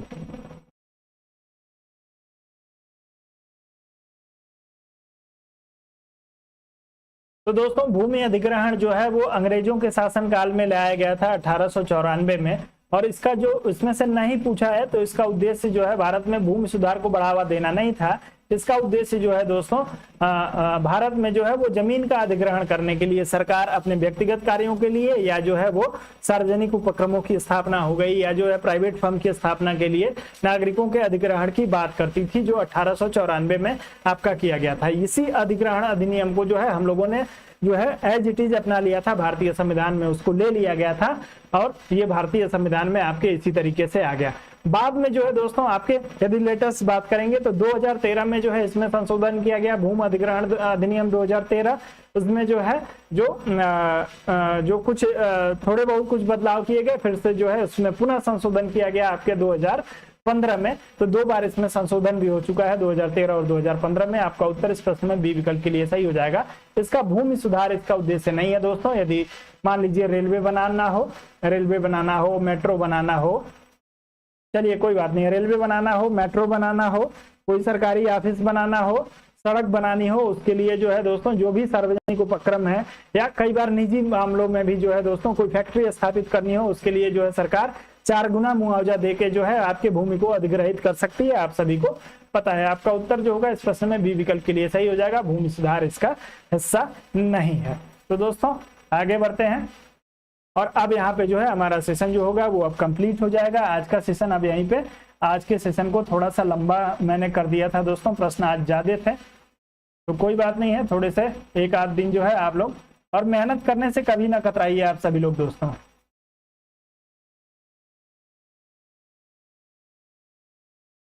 चलिए बाकी आप लोग दोस्तों यदि इस सेशन का मेंबरशिप लेना चाहते हैं तो आप सभी को पता है इसमें जो है 250 रुपए का शुल्क इसके लिए निर्धारित किया गया है।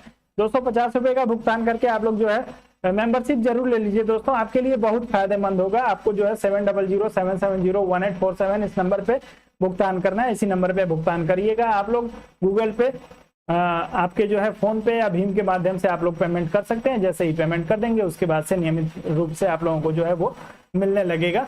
तो आप लोग जो है जरूर जो है सेशन को का मेंबरशिप आप लोग ले लीजिए, आपके लिए महत्वपूर्ण होगा। साथ में जो लोग ज्योग्राफी विषय से तैयारी कर रहे हैं उनके लिए दोस्तों मैं बता दूं कि ज्योग्राफी का जो है वो प्रैक्टिस सेशन आप लोगों का सुबह 8 बजे जो होगा संचालित हो रहा है। तो यदि आप ज्योग्राफी के प्रश्नों को करना चाहते हैं, अभ्यास करना चाहते हैं तो सुबह 8 बजे आप लोग हमारे साथ जुड़ जाइए। और यदि आप जो है राजनीतिक सिद्धांत पढ़ना चाहते हैं दोस्तों तो राजनीतिक सिद्धांत और विचारकों की जो आपकी क्लास होगी इसके लिए शुल्क 1499 रुपए निर्धारित किया गया है। इसमें सिर्फ और सिर्फ आपको जो है राजनीतिक सिद्धांत और विचारक मैं पढ़ाऊंगा। भारतीय संविधान इसमें इंक्लूड नहीं है। भारतीय संविधान आप सभी लोग जो है वो अपने से जो है वो पढ़िए। भारतीय संविधान में आपको अधिकतम चीजें जो है वो समझनी है और याद करनी है। उसमें कुछ आपको बहुत ज्यादा पढ़ने पढ़ाने वाली चीज नहीं है। लेकिन राजनीतिक सिद्धांत और जो आपके विचारक हैं ये आपको पढ़ना, आपको जो है वो मैं आप लोगों को क्लियर कराऊंगा। शुल्क इसके लिए 1499 रुपए रखा गया है।